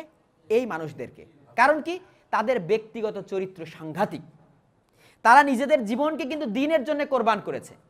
কথাটা বুঝছেন কিনা? তাদের ব্যক্তিগত তাকুয়া এমন তাকুয়া, তারা এই যে প্রত্যেকে কিন্তু কেউ কিন্তু এখনকার ধর্ম ব্যবসায়ীদের মতো না, কিন্তু ধর্ম ব্যবসা করে খান নাই। ওনারা দেখেন একজন কুফা, একজন মদিনা, একজন সেই গাজা ফিলিস্তিন, একজন বাগদাদ, দূর দূরান্ত থেকে তারা ওই মক্কা মদিনাতে গেছে। ঠিক আছে, গিয়ে গিয়ে দিন শিখেছে, শিখে মানুষদেরকে শেখানোর চেষ্টা করেছে। তাদের এই ব্যক্তিগত চরিত্রের কারণে, তাদের এই ব্যক্তিত্বের কারণে মানুষ তাদেরকে অনুসরণ করেছে। এখন তাদেরকে অনুসরণ করে সমস্যাটা হয়েছে এটা যে ওনারা তো যোদ্ধা না, তখন তো রাষ্ট্রীয় উদ্যোগে যুদ্ধ নাই। ওনারা নিজেদের যেহেতু যুদ্ধ নাই, যেহেতু শাসক আর ডাকে না, আমি ব্যক্তিগতভাবে যুদ্ধ করতেও পারতেছি না, তখন ওনারা চিন্তা করলো সবাই তো আর যুদ্ধ করবে না, কিছু মানুষকে তো অন্য কাজও করতে হবে। ওনারা অন্য একটা কাজে নিজেদেরকে আত্মনিয়োগ করলেন। জাতি যত বড় হতে থাকে তখন কাজের ডিভাইডেশন তত বেশি বাড়তে থাকে, বিভিন্ন কাজে বিভিন্ন মানুষকে যুক্ত হইতে হয়। তো উনারা ফিকহ শাস্ত্রের উপরে নিজেদেরকে আত্মনিয়োগ করেছেন। আমরা ফিকহ শাস্ত্রে, সবাই তো আর যুদ্ধ করতে পারবে না, বা যুদ্ধ করার সুযোগ যদি আসে করব, কিন্তু আপাতত আমরা নিজেদেরকে আত্মনিয়োগ করলাম ফিকহ শাস্ত্রকে আরো ডেভেলপ করার জন্য। কথাটা বুঝছেন? কিন্তু উনাদের ওই ব্যক্তিগত চরিত্রের কারণে মানুষ শাসকের কাছে না গিয়ে ওনাদেরকে অনুসরণ শুরু করলো। এইবার মানুষ হতে থাকলো কি? জিহাদ বিমুখ। এবার মানুষ মনে করলো এই ফিকহ শাস্ত্র নিয়ে গবেষণা করা, ফিকহ শাস্ত্র পাঠ করাই মনে হয় ইসলাম।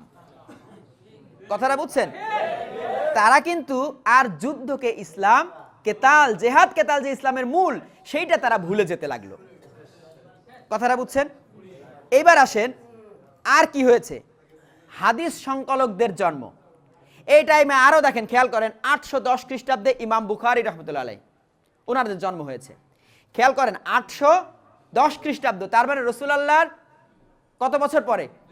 200 বছর পরে ইমাম বুখারী। 810 খ্রিস্টাব্দ মানে রাসূলুল্লাহর ইন্তেকালেরও প্রায় 200 বছর পরে ওনারা জন্মগ্রহণ করতেছেন। তখন এসে কি করতেছেন? হাদিস সংগ্রহ করতেছেন। তাহলে এতদিন হাদিস কার কাছে ছিল? হাদিস এরই মধ্যে বহু রূপ পরিবর্তন করেছে, বহু জাল হাদিস রচনা করা হয়ে গেছে। তখন ওনারা হাদিস সংগ্রহ করতে গেলে ওই হাদিস যার কাছ থেকে সংগ্রহ করে সে বলে, আপনি কার কাছ থেকে শুনেছেন এটা? বলে, আমি তো আমার বাবার কাছ থেকে শুনেছি। বলে, আপনার বাবা কার কাছ থেকে শুনেছে? বলে, উনি তার এক বন্ধুর কাছ থেকে শুনেছে। বলে, তার বন্ধু কার কাছ থেকে শুনেছে? বলে, উনি শুনেছে তার দাদার কাছ থেকে। তার দাদা, বলে তার দাদার আর এক বন্ধুর কাছ থেকে। মানে এরকম 10টা প্রজন্ম চলে গেছে। কিন্তু কথাটা বুঝছেন কিনা? এইগুলি যারা এই বর্ণনা করেছে তাদেরকে বলা হয় রাবি, হাদিস বর্ণনাকারী। এইগুলিও কিন্তু মূল হাদিস গ্রন্থে এগুলি থাকে যে এই হাদিসটা কার কার কার কার কাছ থেকে এসেছে। কথাটা বুঝছেন কিনা? তাহলে উনারা যখন হাদিস সংগ্রহ করছেন তখন এইভাবে হাদিস সংগ্রহ করেছেন। এরপরে জন্ম নিয়েছে ইমাম মুসলিম, ইমাম আবু দাউদ, ইমাম ইবনে মাজা, ইমাম তিরমিজি, ইমাম নাসাই। এখানে আমি প্রধান যে সিয়াসিত্তার যে 6টা হাদিস আছে সেই হাদিস যারা সংগ্রহ করেছে, সংকলন করেছে, তাদের নাম এখানে উল্লেখ করেছি। তাদের প্রত্যেকের জন্ম খেয়াল করেন, একজনের বাড়ি হলো ওই যে ইমাম বুখারী, বুখারা একটা শহর, এই শহরটা ছিল উজবেকিস্তানে। কোথায়? উজবেকিস্তানে। উজবেকিস্তান মানে কিন্তু সেই অনেক দূর, সেই আপনার মঙ্গোলিয়ার কাছাকাছি। কথাটা বুঝছেন? সেইখানে তারা হাদিস সংগ্রহ করেছে কোথায় এসে? সেই মক্কাতে এসেছে, সেই মদিনাতে এসেছে, সেই ইরাকে গেছে। তাহলে সেই কত দূর থেকে ওনারা নিজেদের জীবনকে এই কাজে আত্মনিয়োগ করেছেন, এই কাজে উৎসর্গ করেছেন। ওই যে বললাম, কিছু মানুষ ফিকহ শাস্ত্রে উৎসর্গ করেছে, কিছু মানুষ এই হাদিস সংগ্রহতে ওনাদের জীবনকে উৎসর্গ করেছে। কিন্তু খলিফারা তো তখন জেহাদের জন্য নেয় না। যে সেনাবাহিনী খলিফার আছে কি জন্য জানেন? দেশ রক্ষার জন্য। এখন যেমন আমার বাংলাদেশ রক্ষার জন্য সেনাবাহিনী আছে না, তখন তাদের ডিফেন্সিভ একটা সেনাবাহিনী আছে। তো ওই সেনাবাহিনীতেও যে যোগ দিব, ওনারা বুঝে ফেলছে যদি আমি সেনাবাহিনীতে যোগ দেইও আল্লাহর জন্য দেয়া হবে না, কারণ খলিফা নিজেই পাপাচারী। জিহাদ বিমুখ কেন হলো? এই কারণে যে আমি যার আন্ডারে যুদ্ধ করব সেই লোকটাই তো পাপাচারী। তখন সে বুঝে ফেলছে যে এখন যদি আমি যুদ্ধ করে সাম্রাজ্য বিস্তার করি, ইসলাম প্রতিষ্ঠা হবে না, এই খলিফার আন্ডারে একটা রাষ্ট্র আসবে, এই খলিফার ইনকামটা একটু বাড়বে। কথাটা বুঝছেন? এই সমস্ত কারণে কিন্তু মানুষ জিহাদ বিমুখ হয়েছে। আর কি হয়েছে? তরিকা সৃষ্টি। তরিকা আমাদের উপমহাদেশে প্রধানত 4টি তরিকার প্রাধান্য থাকলেও মূলত 180টির মতন তরিকা আছে। কথাটা বুঝছেন? আমাদের এই অঞ্চলে যেই 4টি তরিকা খুব বেশি প্রচলিত সেটা হলো আব্দুল কাদের জিলানী রহমতুল্লাহ আলাইহের কাদেরিয়া। ওই আব্দুল কাদের জিলানী রহমতুল্লাহ আলাইহি ওনার জন্ম হয়েছিল জিলান শহরে, অর্থাৎ ইরানের একটা শহর জিলান। এরপরে খাজা মঈনুদ্দিন চিশতি, যেটাকে আমরা বলি চিশতিয়া, চিশতিয়া তরিকা। খাজা মঈনুদ্দিন চিশতি ওনার বাড়ি ছিল আফগানিস্তানের হেরাত অঞ্চলে। এরপরে বাহাউদ্দিন নকশবন্দ, যার নামে নকশবন্দিয়া তরিকার উদ্ভব হয়, যার বাড়ি ছিল বুখারা অর্থাৎ উজবেকিস্তান।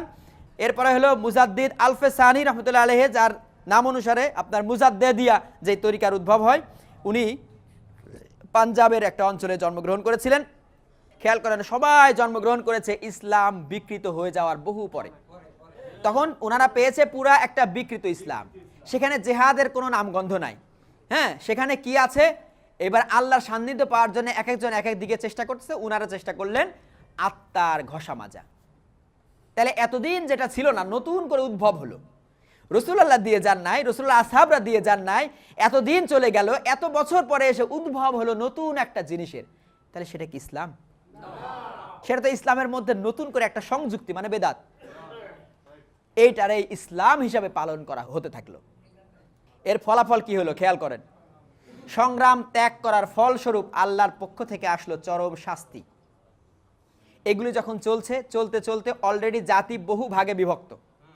প্রধান ভাগ হলো শিয়া সুন্নি, তারপরে ওই যে তরিকাগুলির ভাগ হলো, তারপরে ফিকহ শাস্ত্রগুলির ইমামদের অনুসরণ করে ভাগ হলো, অর্থাৎ উম্মাহ বিভক্ত হতে থাকলো। একটা জিনিস মনে রাখবেন, যতদিন পর্যন্ত উম্মা এক উম্মা ছিল, ইমাম একজন ছিলেন, ততদিন আল্লাহ তার পক্ষে ছিলেন।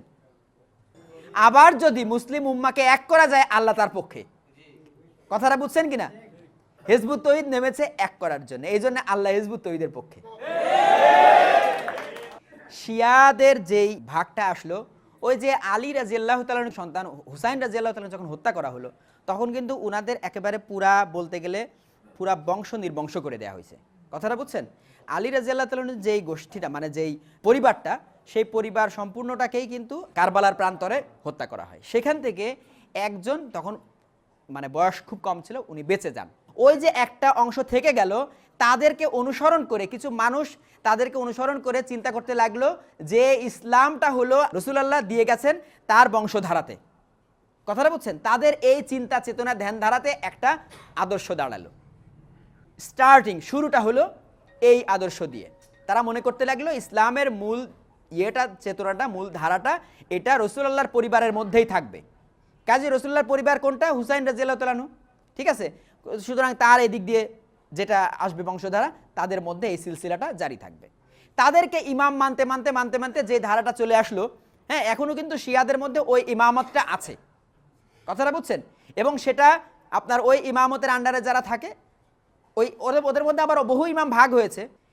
এই হলো মানে মূল অংশ থেকে যখন আলাদা হয়ে গেল, ওরা হলো শিয়া। শিয়া মানে হলো শিয়ানে আলী, আলীর বংশধারা। শিয়া মানে হলো বংশ, শিয়ানে আলী মানে শিয়ার বংশধারা, মানে আলীর বংশধারা। কথাটা বুঝছেন? আর সুন্নি হলো সুন্নতের অনুসারী, মানে সুন্নার অনুসরণকারী। কথাটা বুঝছেন? এই দুইটা ভাগ হয়ে গেল। ফলাফল কি হলো? ফলাফল 1258 খ্রিস্টাব্দ চলে আসলাম আব্বাসীয় খেলাফতের শেষ প্রান্তে, 1258 খ্রিস্টাব্দ। এই টাইমে এসে আপনার মুসলমানদের খলিফা মুস্তাসিম বিল্লাহ, অর্থাৎ আব্বাসীয় খেলাফতের এই প্রথম অংশের শেষ খলিফা মুস্তাসিম বিল্লাহ, উনি অবস্থান করেন কোথায়? বাগদাদে। বাগদাদ হলো এই আব্বাসীয় খেলাফতের রাজধানী। তখন খলিফার হাতে কিন্তু খুব যে কর্তৃত্ব আছে তা না, জাস্ট একটা আদর্শিকভাবে উনারে খলিফা মানুষ, কিন্তু রাজনৈতিকভাবে এই খেলাফতের আন্ডারে যারা আছে তাদের মধ্যেও বহু ডিভাইডেশন আছে রাজনৈতিকভাবে, হ্যাঁ, কিন্তু খেলাফত তখন আছে। তো এই যে মুস্তাসিম বিল্লাহ, তার যে প্রধান সেনাপতি, তার নাম হলো আলকেমি। আলকেমি হলো শিয়া মতাবলম্বী, আর এই যে খলিফা মুস্তাসিম বিল্লাহ, সে হলো সুন্নি মতাবলম্বী। কথাটা বুঝছেন? কাজে একটা দ্বন্দ্ব আছে।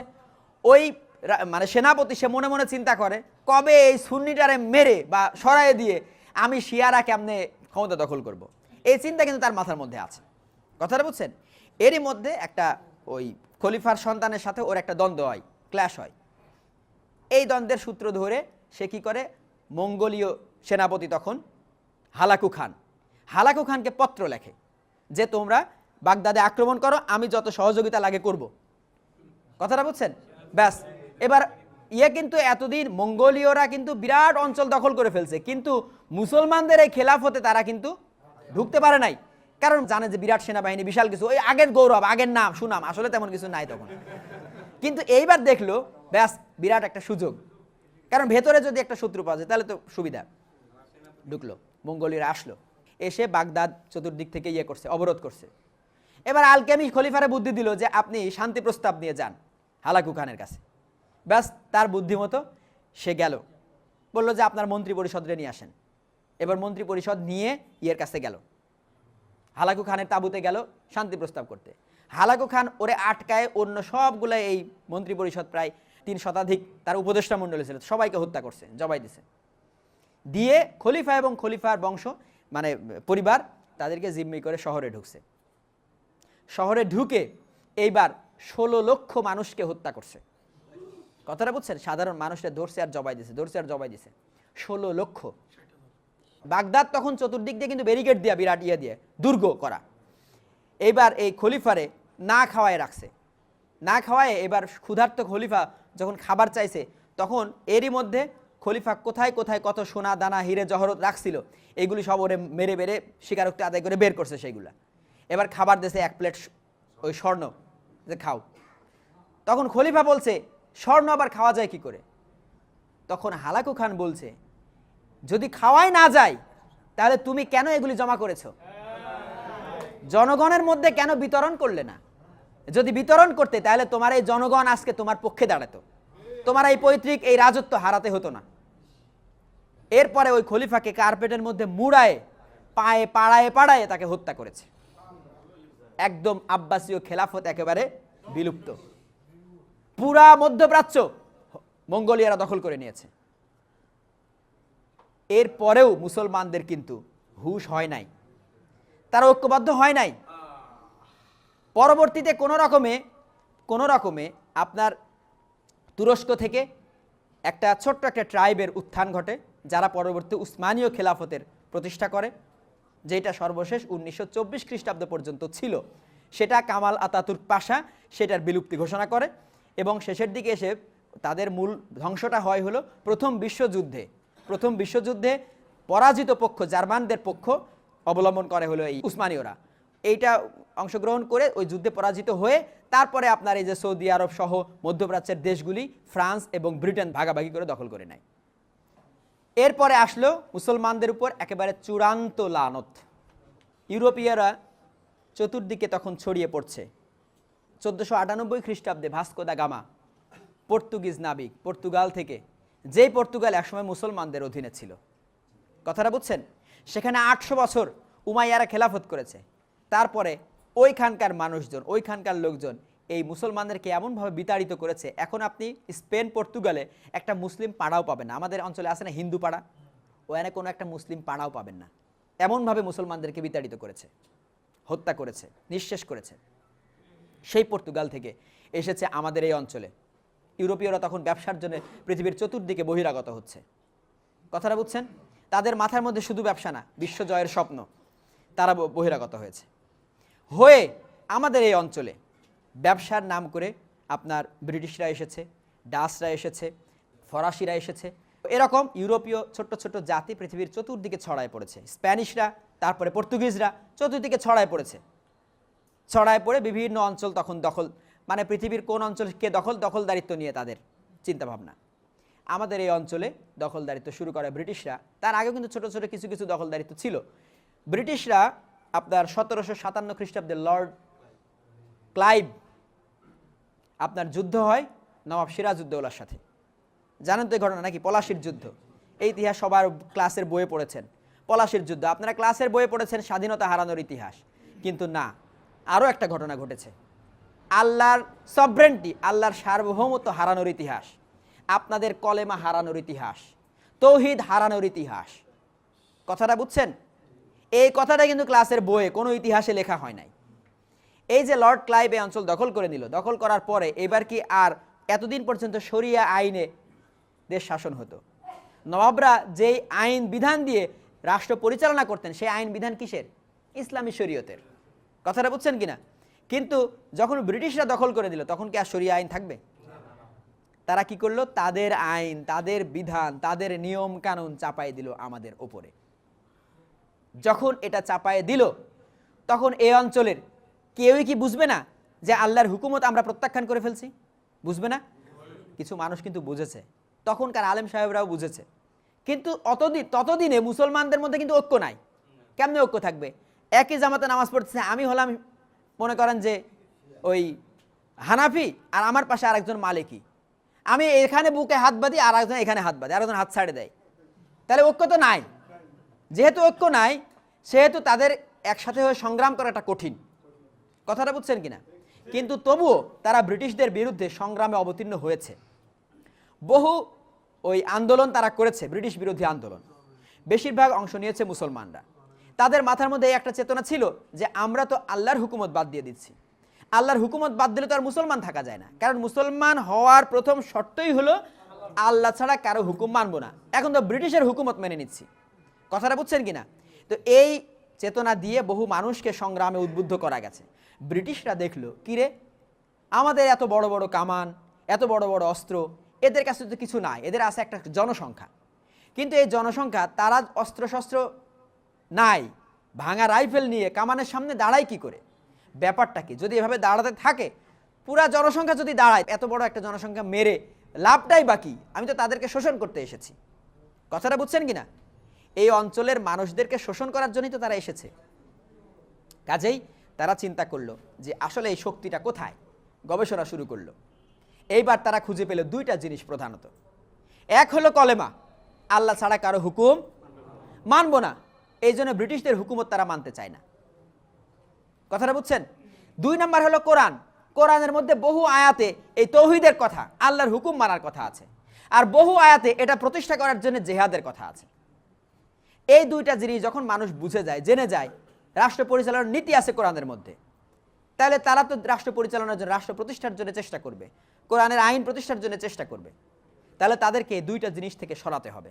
1 কলেমা থেকে সরাতে হবে, 2 কোরআন থেকে সরাতে হবে। কিভাবে সরানো যাবে? ব্যাস, তারা চিন্তা করলো এখন কলেমা তো পরিবর্তন করা যাবে না, কলেমার অর্থটাকে একটু পরিবর্তন করে দেব। কথাটা বুঝছেন? তারা লা ইলাহা ইল্লাল্লাহকে কনভার্ট করে দিল, আল্লাহ ছাড়া কোনো মাবুদ নাই। এটা কিন্তু 1-2 ব্যাপার, কোনো ব্যাপার না। আপনারা মনে করছেন এটা তো কিভাবে চেঞ্জ হওয়া সম্ভব? সম্ভব। কেমনে জানেন? আজকে যদি গভর্নমেন্ট সিদ্ধান্ত নেয় কোনো ক্লাসের বইয়ে জেহাদ শব্দটা থাকবে না, সম্ভব না? কোনো ব্যাপার? যার হাতে সার্বভৌমত্ব থাকে তার পক্ষে সব সম্ভব। কথাটা বুঝছেন? তাদের হাতে তখন সার্বভৌমত্ব, তাদের হাতে সেনাবাহিনী, তাদের হাতে সমস্ত ক্ষমতা। তারা এটা করলো, তারা কলেমার অর্থটা চেঞ্জ করে ফেললো। আর কোরআন থেকে ব্যক্তিগত যে সমস্ত আয়াত আছে সেই সমস্ত আয়াতগুলি এক জায়গায় করে সিলেবাস করলো একটা, যেখানে জেহাদের কথা নাই, কলেমার কথা নাই, যেখানে সার্বভৌমত্বের কথা নাই, রাষ্ট্রীয় আইন কানুনের কথা নাই, এই ধরনের আয়াতগুলিকে তারা বাছাই করে একটা সিলেবাস করলো। এর মধ্যে আরও প্রবেশ করালো হাদিস। কথাটা বুঝছেন? হাদিস আবার কোনগুলি আনলো? জেহাদের হাদিস না, কোনগুলি? আমলের হাদিস। বুঝছেন কথাটা? আর জাল হাদিস, বিতর্কিত হাদিস, যে সমস্ত কন্ট্রাডিকশন আছে, আর বিভিন্ন ধরনের বিতর্ক। একটা শাস্ত্রই রচনা করলো, তর্কশাস্ত্র, যদিও আগে থেকে সেটা ছিল, সিলেবাসের মধ্যে ইনক্লুড করানো হলো। বসে বসে কি করবে এরা? তর্ক করবে। তর্ক, এটা হলো ইসলামের একটা কাজ, তর্ক করা, মাসলা মাসাইল নিয়ে তর্ক করা। কথাটা বুঝছেন? এইগুলি নিয়ে তারা তাদের মতো করে একটা সুন্দর সিলেবাস দাঁড় করালো। সিলেবাস দাঁড় করায় এবার এটা শিক্ষা দেবে কিভাবে? প্রথমে তারা কি করলো? মুসলমানদের শিক্ষা থেকে বঞ্চিত করার জন্য সমস্ত শিক্ষা ব্যবস্থা বন্ধ করে দিল। আমাদের এই অঞ্চলের সমস্ত শিক্ষা ব্যবস্থাই বন্ধ করে দিয়েছিল ব্রিটিশরা। এইবার এভাবে 10, 15, 20 বছর যখন চলে গেছে, তখন মুসলমানদের যারা নেতাগুতা আছে তারাই গিয়ে ব্রিটিশদের কাছে প্রস্তাব উত্থাপন করলো যে এভাবে তো আমরা অশিক্ষিত হয়ে পড়তেছি, একটা শিক্ষার ব্যবস্থা করা দরকার। ব্যাস, ব্রিটিশরা এটাই চেয়েছিল যে প্রস্তাবটা তাদের পক্ষ থেকে আসুক। হ্যাঁ, শিক্ষা ব্যবস্থা করব অবশ্যই, আপনাদের ভালোর জন্যে, আপনারা যেন শিক্ষিত হতে পারেন, আপনারা যেন ইসলাম শিখতে পারেন, এই জন্যে আমরা একটা মাদ্রাসা প্রতিষ্ঠা করলাম। কথাটা বুঝছেন? 1780 খ্রিস্টাব্দে কলকাতায় একটা মাদ্রাসা প্রতিষ্ঠা করলো, কলকাতা আলিয়া মাদ্রাসা। কথাটা বুঝছেন? সিলেবাস কাদের? ওদের। পরিচালনা কাদের? ওদের। কথাটা পরিষ্কার? আর জেনারেল এডুকেশনের জন্য একটা ব্যবস্থা লাগবে, কলকাতা প্রেসিডেন্সিয়াল কলেজের মাধ্যমে, এটা সাধারণ শিক্ষা ব্যবস্থা। আর এদিকে কলকাতা আলিয়া মাদ্রাসার মাধ্যমে মাদ্রাসা শিক্ষা ব্যবস্থা চলতে লাগলো। কথাটা পরিষ্কার? এইবার কিছুদিন গেল, 1850 খ্রিস্টাব্দ পর্যন্ত। 1850 খ্রিস্টাব্দ পর্যন্ত কিন্তু আপনার তাদের বাছাই করা মুসলমানদের মধ্য থেকেই বিভিন্ন প্রিন্সিপালদের দায়িত্ব দিয়েছে, কিন্তু তবুও তাদের আশানুরূপ ফল, মানে একেবারে 100% পায় নাই। এখন কি করবে? পরিচালনার দায়িত্বটাও নিজেদের পূর্ণ নিয়ন্ত্রণে আনা দরকার। এই জন্য নিয়ে আসলো একজন ওরিয়েন্টালিস্ট, যে ধর্মে খ্রিস্টান। কথাটা বুঝছেন? ধর্মে কি? খ্রিস্টান, তাদের লোক, ডক্টর A.H. Springer MA। তাকে এনে দায়িত্ব দিল যে আপনি মাদ্রাসা পরিচালনা করবেন, কোনো রকম যেন এদিক ওদিক না হয়। কথাটা বুঝছেন? পরপর 26 টার্মে খ্রিস্টান প্রিন্সিপাল আসতে লাগলো। 76 বছর, 1927 খ্রিস্টাব্দ পর্যন্ত চলল খ্রিস্টানদের তত্ত্বাবধানে মাদ্রাসা পরিচালনা। এইবার বের হতে লাগলো কি? ধর্ম ব্যবসায়ী। কি বের হতে লাগলো? ধর্ম ব্যবসায়ী। কথাটা বুঝছেন? ধর্ম ব্যবসায়ী বের হতে লাগলো। এখন মানুষ ইসলাম শিখবে কাদের কাছ থেকে? ওই আলেম সাহেবদের কাছ থেকে। তারা শিখছে কার কাছ থেকে? ব্রিটিশদের কাছ থেকে। তাহলে মানুষের কাছে এখন ইসলাম কার ইসলাম? আল্লাহ রসুলের ইসলাম নাই, ব্রিটিশদের ইসলাম। 1947 সালে ব্রিটিশরা আমাদের এই অঞ্চল ছেড়ে চলে গেল, কিন্তু রেখে গেল তাদের প্রেতাত্মাদেরকে, রেখে গেল তাদের রাজনৈতিক সিস্টেম, রেখে গেল তাদের দেওয়া অর্থনীতি, তাদের দেওয়া দণ্ডবিধি, তাদের দেওয়া সমাজনীতি রেখে গেল। সেটা এখনো আমরা বয়ে নিয়ে বেড়াচ্ছি।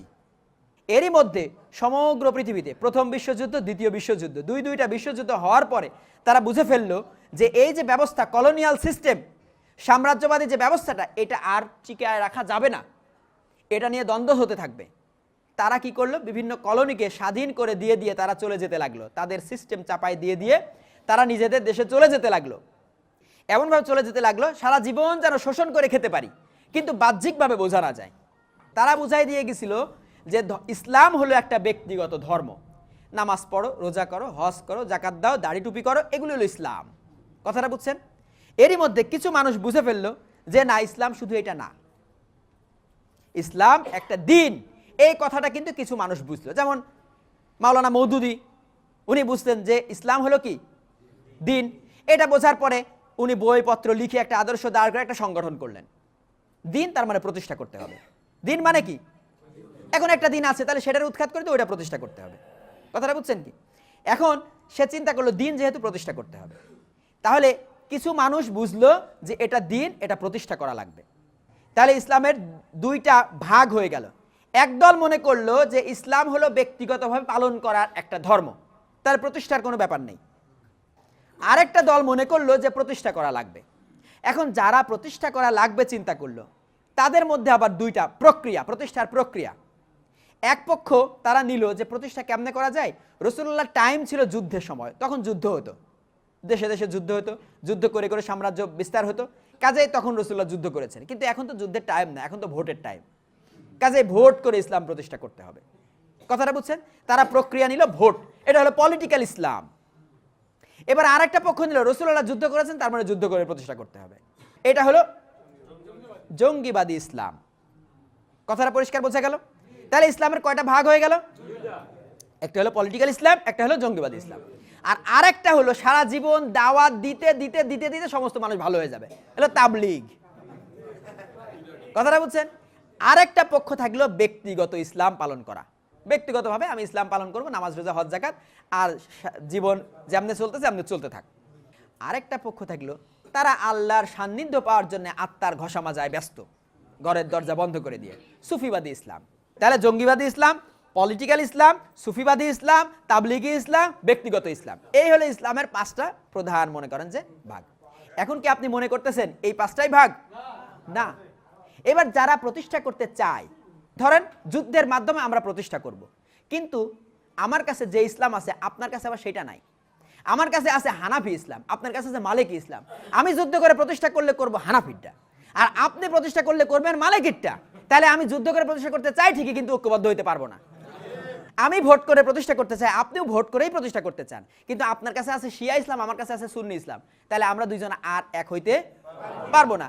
জামাতও চাই ভোট করে ইসলাম প্রতিষ্ঠা করতে, চরমনাইও চাই ভোট করে ইসলাম প্রতিষ্ঠা করতে, কিন্তু এক হচ্ছে? এক তো হয় না, কারণ তাদের কাছে ভিন্ন ভিন্ন আলাদা পদের দুইটা ইসলাম আছে। তার মানে এত ভাগ, এখন আপনি ডিসিশন নেবেন কি করে, কোনটা সত্য ইসলাম, কোনটা প্রকৃত ইসলাম? বলেন, কঠিন একটা ব্যাপার না? কেমন কঠিন? একেবারে অসম্ভব। প্রথম কথা হলো অসম্ভব এই কারণে, বহু ইসলাম আছে, আপনার সেখান থেকে নির্ণয় করতে হবে, তাহলে খুব কঠিন। দুই নাম্বার কথা, আসলে তো একটাও সঠিক নাই, কারণ সঠিকটা কই পাবেন? আজ থেকে 1300 বছর আগে যেটা হারায় গেছে সেটা আপনি কই পাবেন? যারা গবেষণা করে করে বুঝলো যে এটা দিন, তারা গবেষণা করে কেমনে বুঝলো জানেন? তারা গবেষণা করতে করতে পেছাইতে পেছাইতে গেছে ওই নবাব সিরাজউদ্দৌলার টাইমে, বুঝছেন কিনা? তারা শরিয়া এনেছে কখন? ওই নবাব সিরাজউদ্দৌলার টাইমে যে শরিয়াটা কায়েম ছিল, চিন্তা করলে এটাই তো ইসলাম। ওটা কি প্রকৃত ইসলাম? বিকৃত হয়েছে আরো কত আগে। এই কারণে যারা ইসলাম নিয়ে দাঁড়াচ্ছে, কারো কাছে প্রকৃত ইসলাম নেই, আল্লাহর সাহায্যও নেই। এটার উদাহরণ দেখেন, মিশরে ইখওয়ানুল মুসলিমিন বা ব্রাদারহুড, তারা যে পরিমাণ ত্যাগ, সেই ইতিহাস বর্ণনা করতে গেলে শেষ করা যাবে না।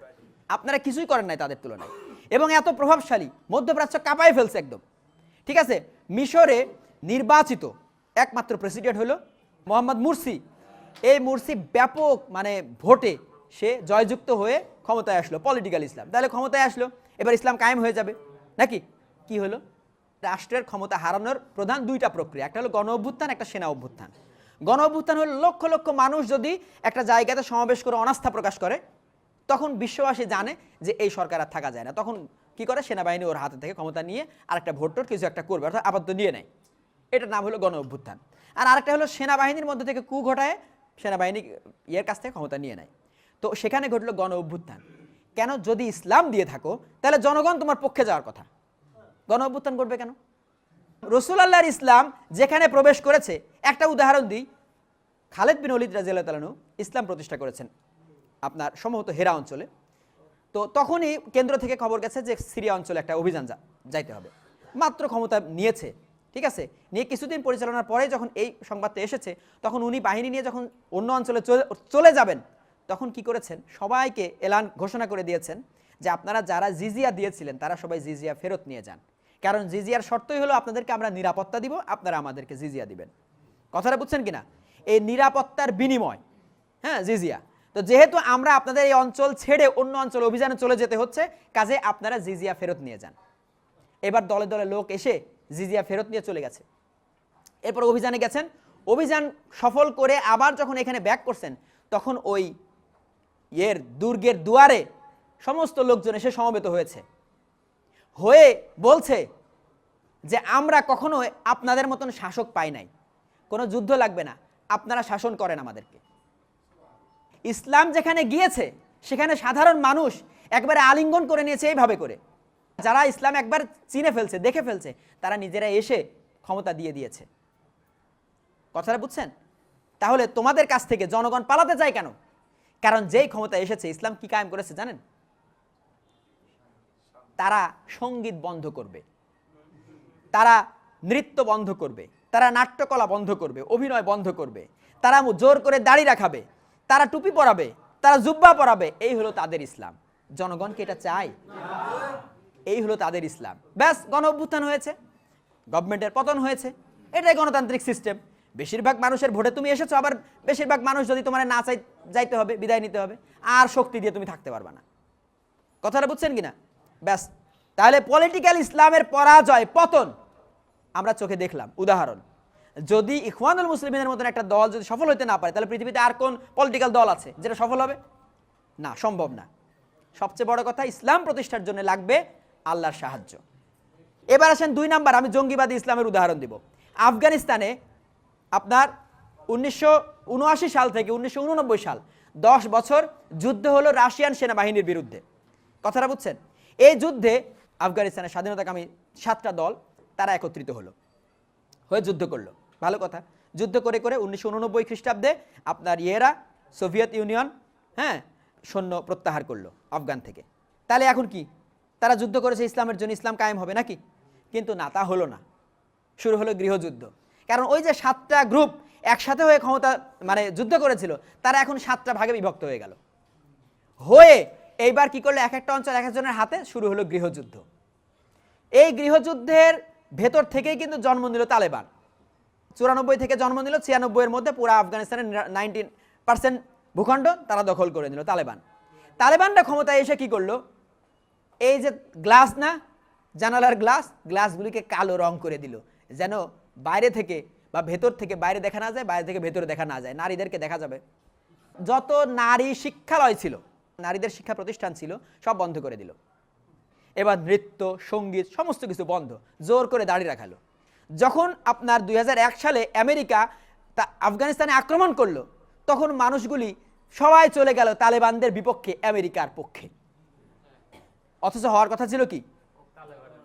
দেখেন, সমাজতান্ত্রিক বিপ্লব হয়েছে আপনার ভিয়েতনামে আমেরিকা গিয়ে বিজয় লাভ করতে পারে নাই, কারণ ভিয়েতনামের জনগণ আমেরিকার বিরোধিতা করেছে। অথচ আফগানিস্তানে আমেরিকা এত দ্রুত বিজয় অর্জন করলো কেন? সামান্য কয়েক মাসের মধ্যে শেষ তালেবান। কেন? কারণ জনগণ তালেবানদের বিপক্ষে গেছে। 1971 সালে বাংলাদেশ স্বাধীনতা পেয়েছে কেন? কারণ জনগণ স্বাধীনতার পক্ষে গিয়েছে। কিন্তু আফগানিস্তান বেশিরভাগ জনগণ তালেবানদের বিপক্ষে চলে গেল। কারণ কি? জবরদস্তের ইসলাম মানুষ পছন্দ করে না। কথাটা বুঝছেন? এরপরে আইএসের পতন দেখলেন। মাননীয় ইমামুজ্জামান একটা কথা বলেছিলেন যে তারা পারবে না। হ্যাঁ, যদি সার্কামস্টেন্স, যদি পরিবেশ পরিস্থিতি এমন হয় যে দে কুড ডু ইট, তারা এটা পারলো, কিন্তু তারা টিকে থাকতে পারবে না, কারণ তাদের সাথে আল্লাহর সাহায্য নাই। ঠিক সেই ঘটনাটি ঘটলো আইএসের ক্ষেত্রে, তালেবানের ক্ষেত্রে। কথাটা বুঝছেন? তাদের পতন হয়ে গেল। তার মানে বর্তমান সারা পৃথিবীতে যত ইসলামিক অর্গানাইজেশন আছে কেউ আল্লাহর সাহায্য পাচ্ছে না, পাবে না, কারণ সেটা আল্লাহর দেওয়া ইসলাম নয়, আল্লাহ রসুলের দেওয়া ইসলাম নয়। এখন এই মুহূর্তে তাহলে উপায় কি? যদি মানুষ মুক্তি পেতে চায় তাহলে উপায় কি?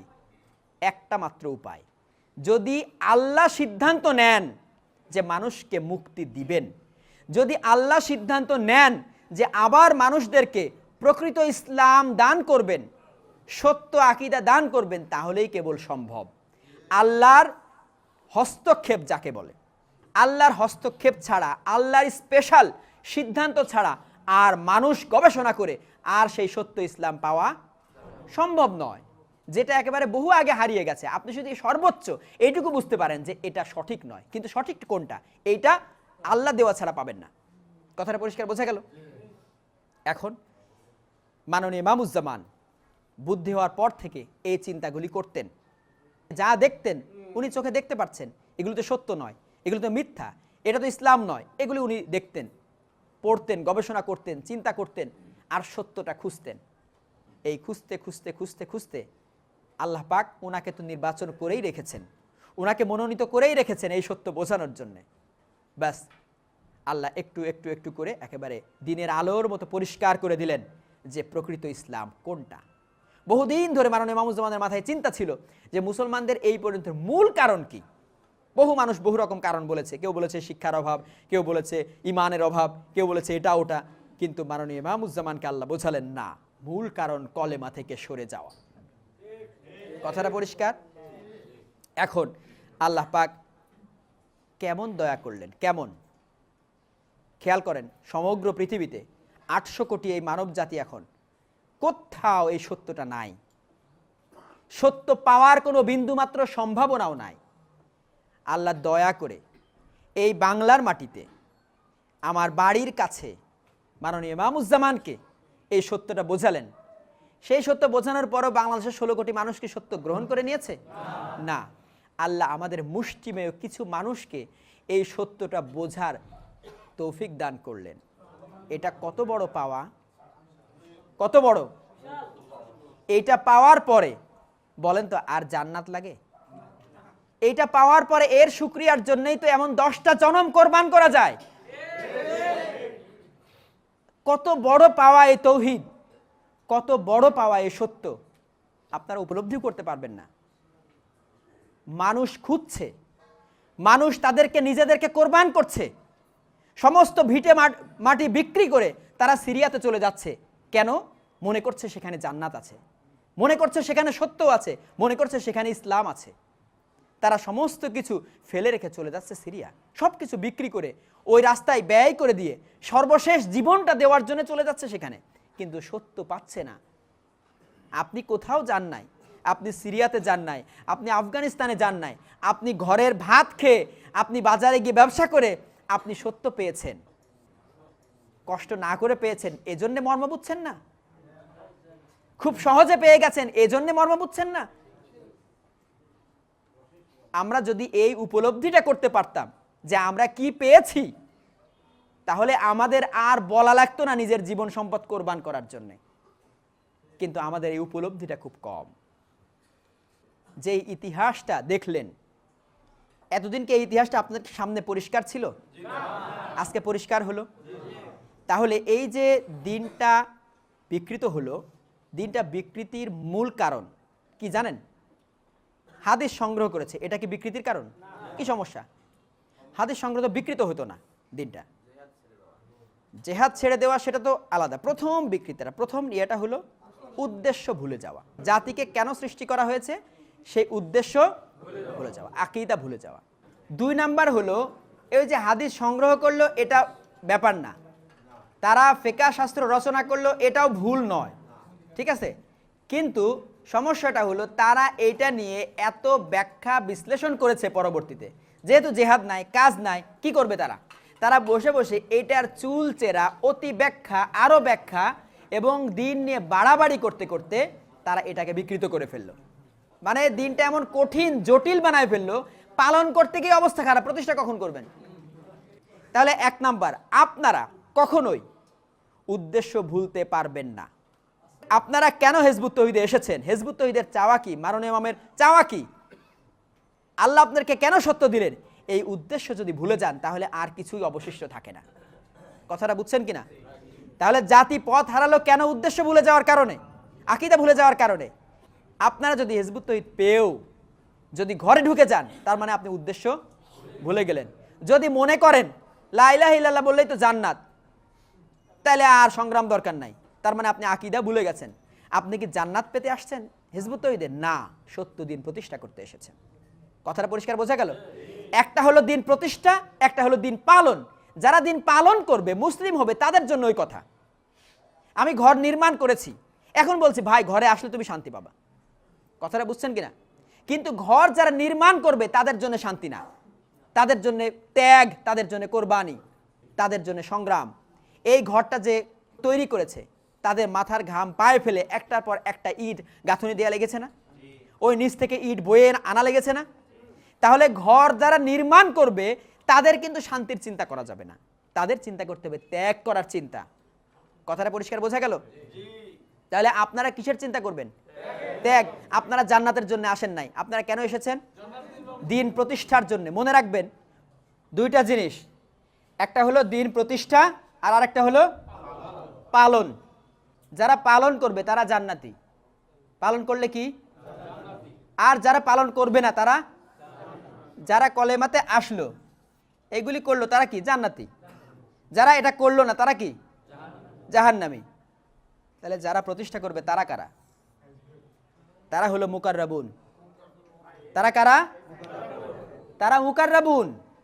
এখানে লিখেছি কলেমা, সালা, জাকা, হজ, সওম, আর প্রতিষ্ঠার লাইনে লিখেছি ঐক্য, শৃঙ্খলা, আনুগত্য, হিজরত, জিহাদ। ঠিক আছে, এগুলো হলো প্রতিষ্ঠা আর এগুলো হলো পালন। যারা পালন করবে তারা জান্নাতি, যারা পালন করবে না তারা জাহান্নামী। যারা প্রতিষ্ঠা করবে তারা মুকাররাবুন। আপনারা এসেছেন মুকাররাবুন হইতে। আপনারা ওই লা ইলাহা ইল্লাল্লাহ পড়ে জান্নাতে যাইতে আসেন নাই, ঘর এখনো নির্মাণ করা হয় নাই। ঘর কি নির্মাণ করা হয়েছে? আগে ঘর নির্মাণ করব, তারপর মানুষদেরকে ডাকবো, ভাই এই ঘরে ঢুকলে তুমি জান্নাতি, তুমি শান্তিতে থাকবা।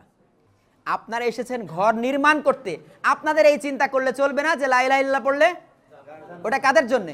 যারা ঘরে প্রবেশ করবে, ওটা হলো দরজা, দরজায় টানায় রাখবেন লা ইলাহা ইল্লাল্লাহ, যে প্রবেশ করবে সে জান্নাত। ওটা ঘর নির্মাণের পরের কথা। এখন আপনাদের কি করতে হবে? নির্মাণ করতে হবে। এখন দরজা নাই, নির্মাণ করতে হবে। আপনাদের জন্য হলো ঐক্য, শৃঙ্খলা, আনুগত্য, হিজরত, জিহাদ। কথাটা পরিষ্কার বোঝা গেল? এটা থেকে এক বিঘত পরিমাণ সরে গেলে আপনারা আর ওই ঘর নির্মাণ করতে পারবেন না। ইসলাম আসবেই না, ইসলাম থেকে আউট তো হবেনি, ইসলামই তো আসবে না। ঘরটা তো নির্মাণই হয় নাই। কথাটা বুঝছেন কিনা? আপনারা নির্মাণ করতে দাঁড়িয়েছেন। হাসরের দিন মানুষদেরকে যখন ডাকা হবে তখন মানুষরা 3 ভাগে বিভক্ত হয়ে যাবে। যারা ডান দিকে থাকবে তারা হলো জান্নাতি, তারা কতই না সৌভাগ্যবান। যারা বাম দিকে থাকবে তারা জাহান্নামী, তারা কতই না দুর্ভাগ্যবান। আর একদল থাকবে যারা অগ্রবর্তী, আল্লাহর নিকটবর্তী, মুকাররাবুন। তারা কারা? যারা এই দিন প্রতিষ্ঠার সংগ্রামে নিজেদেরকে আত্মনিয়োগ করবে। সবাইকে আল্লাহ হাফেজ।